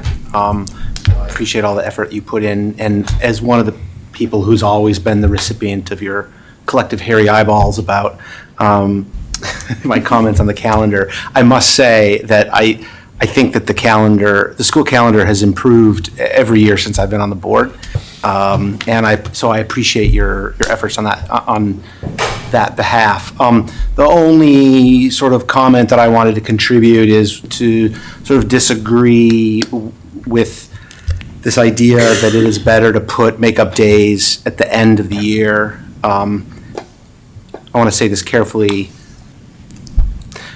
I think it's undeniable that not all instructional days are created equal. Yeah. And instructional days in October and February are more valuable than instructional days in the third week of June. And while I recognize the frustration of parents who, end up making plans, over weekends that then, long weekends that then get taken away. I mean, indeed, I have been on multiple occasions one of those parents. I nonetheless think that it's better for students because I think if the focus is on instruction, in instructional days, it's difficult to justify making those days up the third week of June. So are you advocating for more optional days, that if we have a certain number of snow days by a certain day? Okay. Any other comments? Ms. Lynch? I just want to echo a lot of what Adam said about particularly the consolidation of the half-days. As a mother of 5 in 5 different schools, oh my gosh, just trying to keep things straight, and how are we getting our children in a safe place, not killing each other? So I really do appreciate that, and I'd like to see that continue myself. It's also a lot easier for childcare, drop them off at grandma's the night before, rather than trying to find someone to pick them up at 11:30. It's a nightmare. And I'm a stay-at-home mom, and I can't figure out how working parents do it, quite frankly. And I also want to echo Dr. Munson's idea of building in the days in the calendar. Obviously, we're just having a whole lot of I don't want to speak towards every child or every teacher, but I remember being a middle schooler and had a lot of extra movie days at the end of the year. And I liked it a lot. Now on the other side of things, and maybe that spot is really, in our climate, it's not really fair to say, but the one thing I will say about trimesters is I feel sorry for the middle one. There is so many things happening there, where we started off at Thanksgiving, we have Christmas, and then we go right into Keystone exams. And I just kind of feel sorry for the second trimester. So if we could, and I know that's almost impossible with our climate to add in those days to the second trimester, but that is just my very tired thoughts at this point. Mr. Champagne? Just a couple of quick points. First of all, thank you for all the work you've done on this. It has greatly improved since I've been involved. The half-days on October 23rd, February 5, March 31, and May 7, are those professional development half-days? Is that why they're half-days? October 23rd I heard you say that. That's an activity day. That would be a professional development day in the afternoon after the students are dismissed, yes. Any way to consolidate, like, 2 of those into, so you have one whole instructional day and just one professional development day, so we don't lose? So we actually did that already. So we took 2, so if we would have rolled over last year's calendar, we actually eliminated 2. So what happens is you reduced the student day down to 184 because 2 activity days equal 2 days. Is that what the additional half-days now? To Adam's point, half-days, what? Why bother? A half-day, to me, my experience is the instructional value is less than half. So I'm just wondering, can you consolidate some of those days that are professional development days, so you have a full professional development day, and you have a full instructional day? Can I ask just I have a question, a point on that to understand that. Do I understand correctly that half days still count legally and that's one of the reasons you're doing it, is to pump up the... Activity days would count as a full student. But we're not close to the limit of minimum school days. Right. We have extra days in our schedule, then We're okay. we're not just meeting the requirements because we split days. Right, but my understanding is to do what you're suggesting, it reduces on paper the number of days, it brings us closer to the bare state minimum by 1 day. Every time you do it, Every time yes. you do- Okay. Yeah. Yeah, there's a lot of variables that go into, yeah. But we still have headroom. That wasn't a criticism. I was just trying to understand what the rule was. I mean, yeah, I understand that, but my point is, we still have headroom if we wanted to do that. We'll have to look at it, yeah. Ms. Bowman? I just wanted to echo that I do really feel this is a massive improvement. I thought Mr. Smith's comments about moving days, the slight movement of days to kind of consolidate things and make those days more valuable totally made sense to me. And I also wanted to echo what Dr. Munson said about days earlier in the year being more valuable. You know, we were lucky this year compared to last year to not have a disaster closing our school for a week and then a bunch of snow days. But, you know, Jinxed us. the year's not over The groundhog has spoken. But, you know, certain dates don't change. AP exam dates don't change. Keystone exam dates don't change. And so the more we inch to extending the school year, that's fewer days for those students to get the instruction they need to take those tests. So I would be in favor of somehow including the makeup days earlier.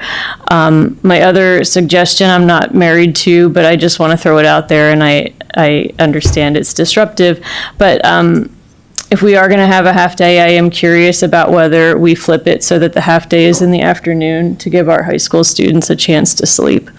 But just a thought on that. Any other comments?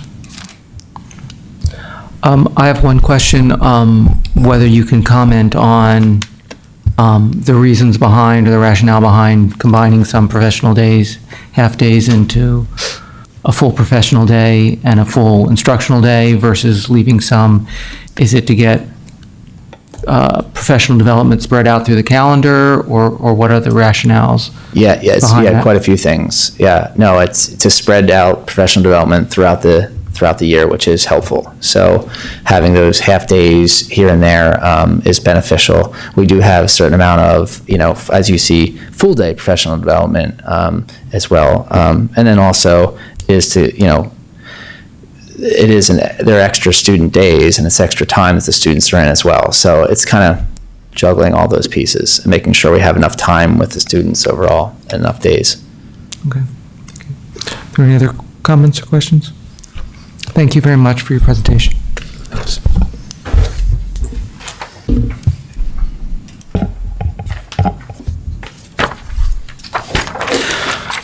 Next on the agenda is the district update. Mrs. Camp. Yes, I have several announcements to share, starting with recognition of 23 students who will represent Emmaus High School at the Pennsylvania Music Educators Association Region 5 Chorus Festival, which will be held later this month, February 27th through the 29th at Eastern York Senior High School. And in particular, this festival features more than 200 of our region's overall top choral singers from 15 counties in Pennsylvania. So again, that there will also be a public event for the Region 5 Chorus, and that's held on February 29th at 2:30 in the afternoon, again at Eastern York Senior High School. I'd also like to recognize many of our EHS art students who recently competed in the Regional Division Scholastic Art Awards. We had 34 honorable mentions, 27 silver keys, 21 individual gold keys, 4 gold portfolios, and 2 American Visions nominations. And all of our gold winners will go on to compete at the national level, which is coming up also at the end of February.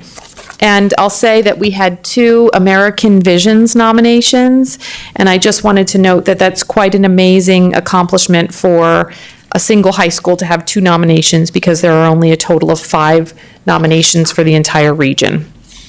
So as always, outstanding work by our high school art department and our students. Congratulations also to our Emmaus High School LCTI students who finished in the top 3 in the recent Skills USA District 11 competition.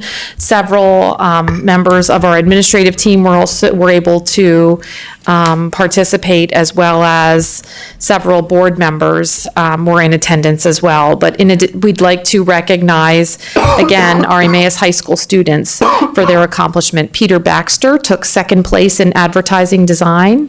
Jeffrey Confer took second place in automobile maintenance and light repair. Gabriel Helmer took second place in heating, air conditioning, and refrigeration. And Cody Flieger took second place in CNC milling specialist. And this actually was the first year that I was able to attend the competition. And it was really a very unique experience. And we've talked about potentially in the future having some of our middle school students go and visit the competition as a way to just learn more about LCTI early on. I also want to share that our school district is offering an opportunity to recognize several of our graduating seniors for their outstanding contributions to our school community through a special program that we've recently begun, which is known as our 2020 Grad Spotlight. So if you, our community members or board, know of a graduating senior who's making a difference in our school community, and we know that we have many, many students who make such a difference, we encourage you to nominate them today for our 2020 Grad Spotlight. Your nominee might be a motivated student leader. They might volunteer and have some unique interests in our community, a unique talent. We want to hear about them and be able to feature them as part of our Grad Spotlight. So nominations there is an online nomination process. We invite the community to go online and make a nomination between now and March 15th of 2020 so that you might be able to see your senior featured in our Grad Spotlight.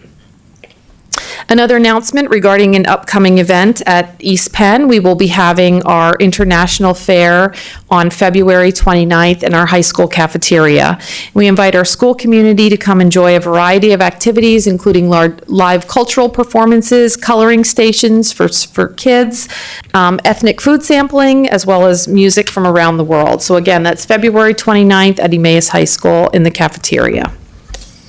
We also want to recognize one of our elementary buildings for having a really unique way to participate in the Super Bowl. In particular, our Wescosville Elementary School Community Service Club sponsored the Super Bowl of Caring. Our Wescosville students collected a total of 2,017 canned goods and non-perishable food items that they then donated to the Emmaus Food Bank. So congratulations to our Super Bowl winners. And finally, 2 brief announcements for the community. Our facilities department is now accepting applications for our summer maintenance employment. And our applications are available at the high school main office, the high school guidance office, as well as on our district website. Our applicants for our summer maintenance program must be at least 16 years of age.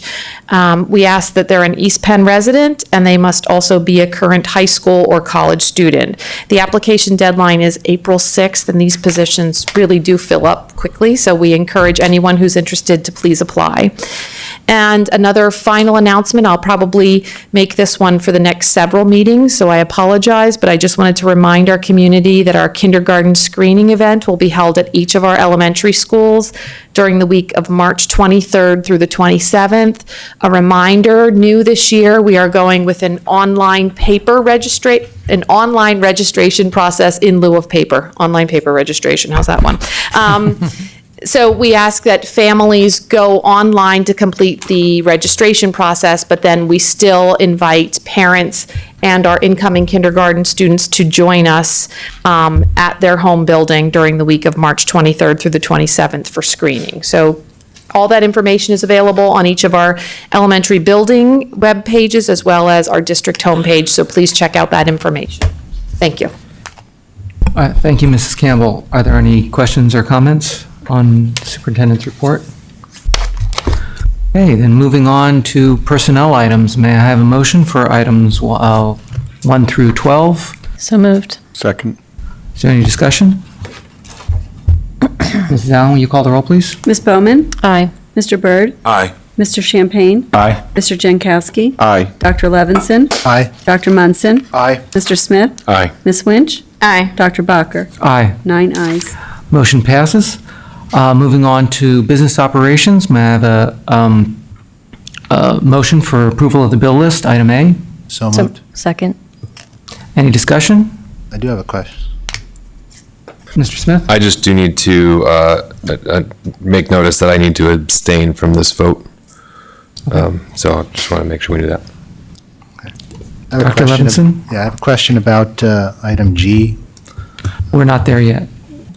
We're just taking item A, Oh, Just doing the bill list. but we will bear that in mind. Will you want to hold item G out, or you just have a question within the, question about it when we're ready for it. okay. Any other comments or questions on item A? Mrs. Allen, will you call the roll, please? Mr. Byrd? Aye. Mr. Champagne? Aye. Mr. Jankowski? Aye. Dr. Levinson? Aye. Dr. Munson? Aye. Mr. Smith? I abstain. Ms. Winch? Aye. Ms. Bowman? Aye. Dr. Bacher? Aye. 8 ayes, 1 abstain. Motion passes. If there are no objections, can I have a motion for items B through G? So moved. Second. Hold on. What about B, C, and D? B through G. B through B through G? G, sorry. That was moved and seconded. Are there any discussion or comments? Dr. Levinson? It's getting late.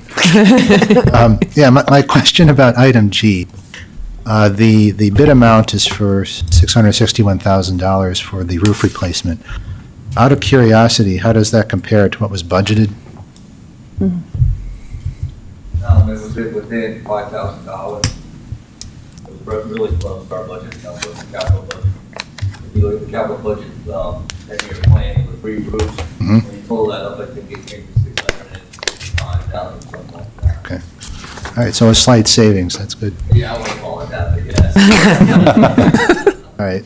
And 20,000 for the, I was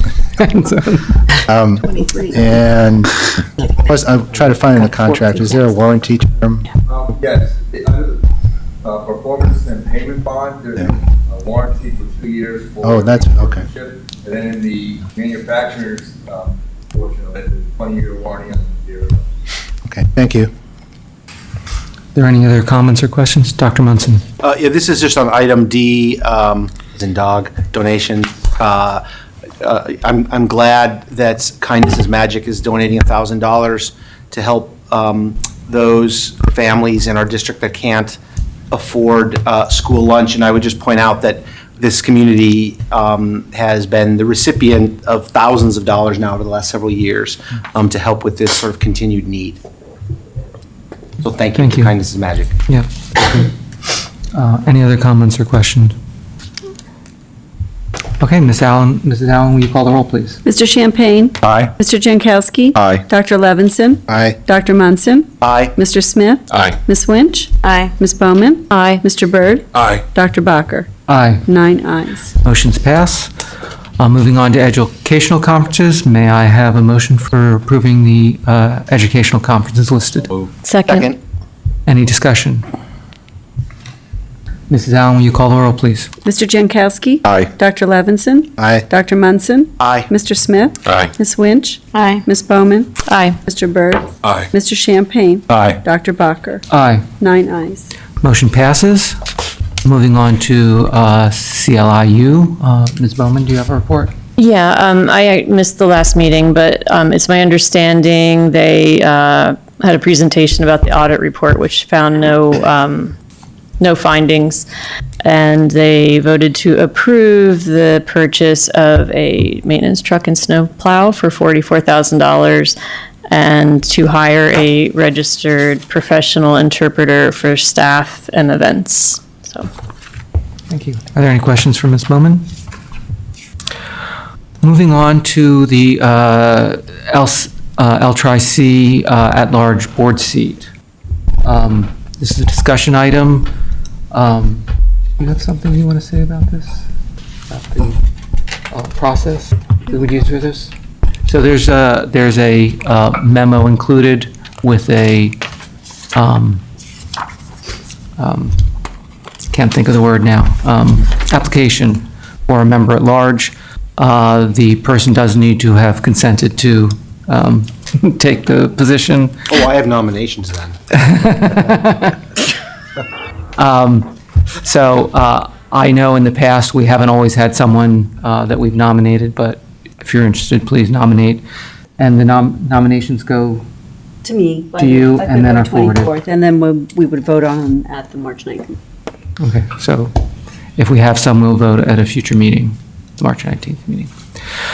Moving on to legislative, Mr. Jankowski, you have a report? Yep. So the big news was last Tuesday, February 4th, Governor Wolf presented his spending plan for the 2021 business year to the state legislature.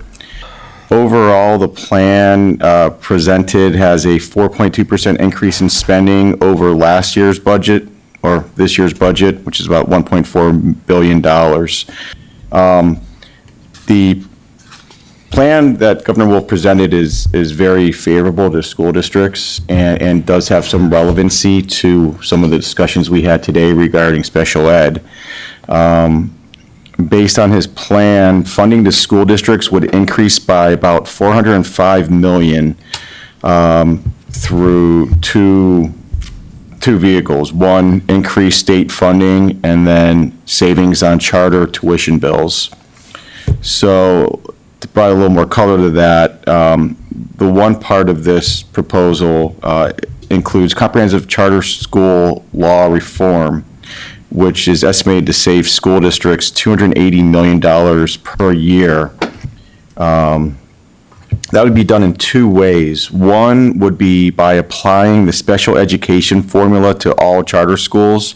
So right now, school districts receive funding for special education through a four-tiered special education funding formula. Special education tuition payments with respect to charter schools presuppose, they use like an outdated formula that used to be used for public schools, that presupposes a population of 16% of special ed students.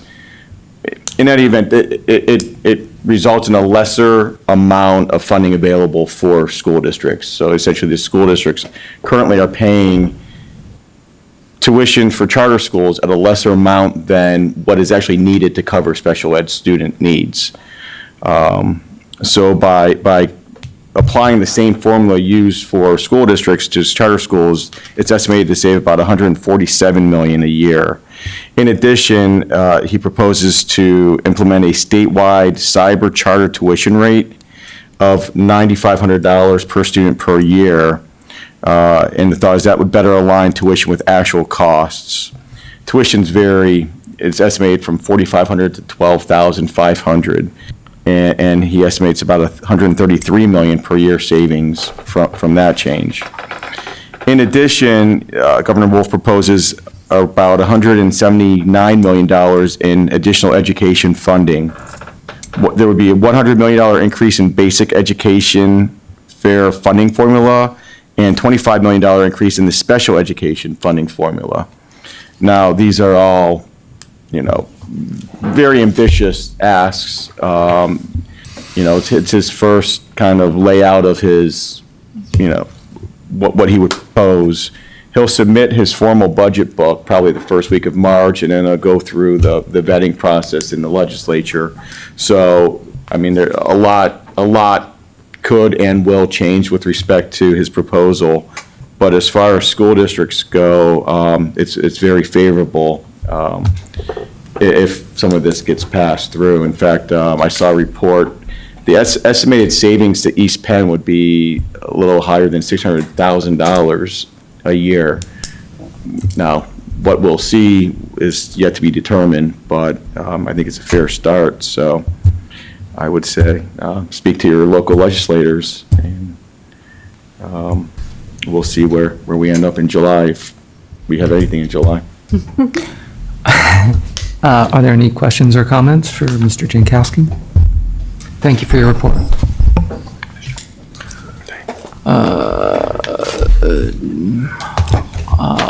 This is announcements. We had an executive session before the meeting today where we discussed negotiations. The next board meeting is Monday, February 24th, here at 7:30 PM. I'll now entertain a motion to adjourn. So moved. Second.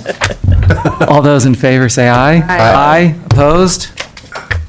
Meeting's adjourned.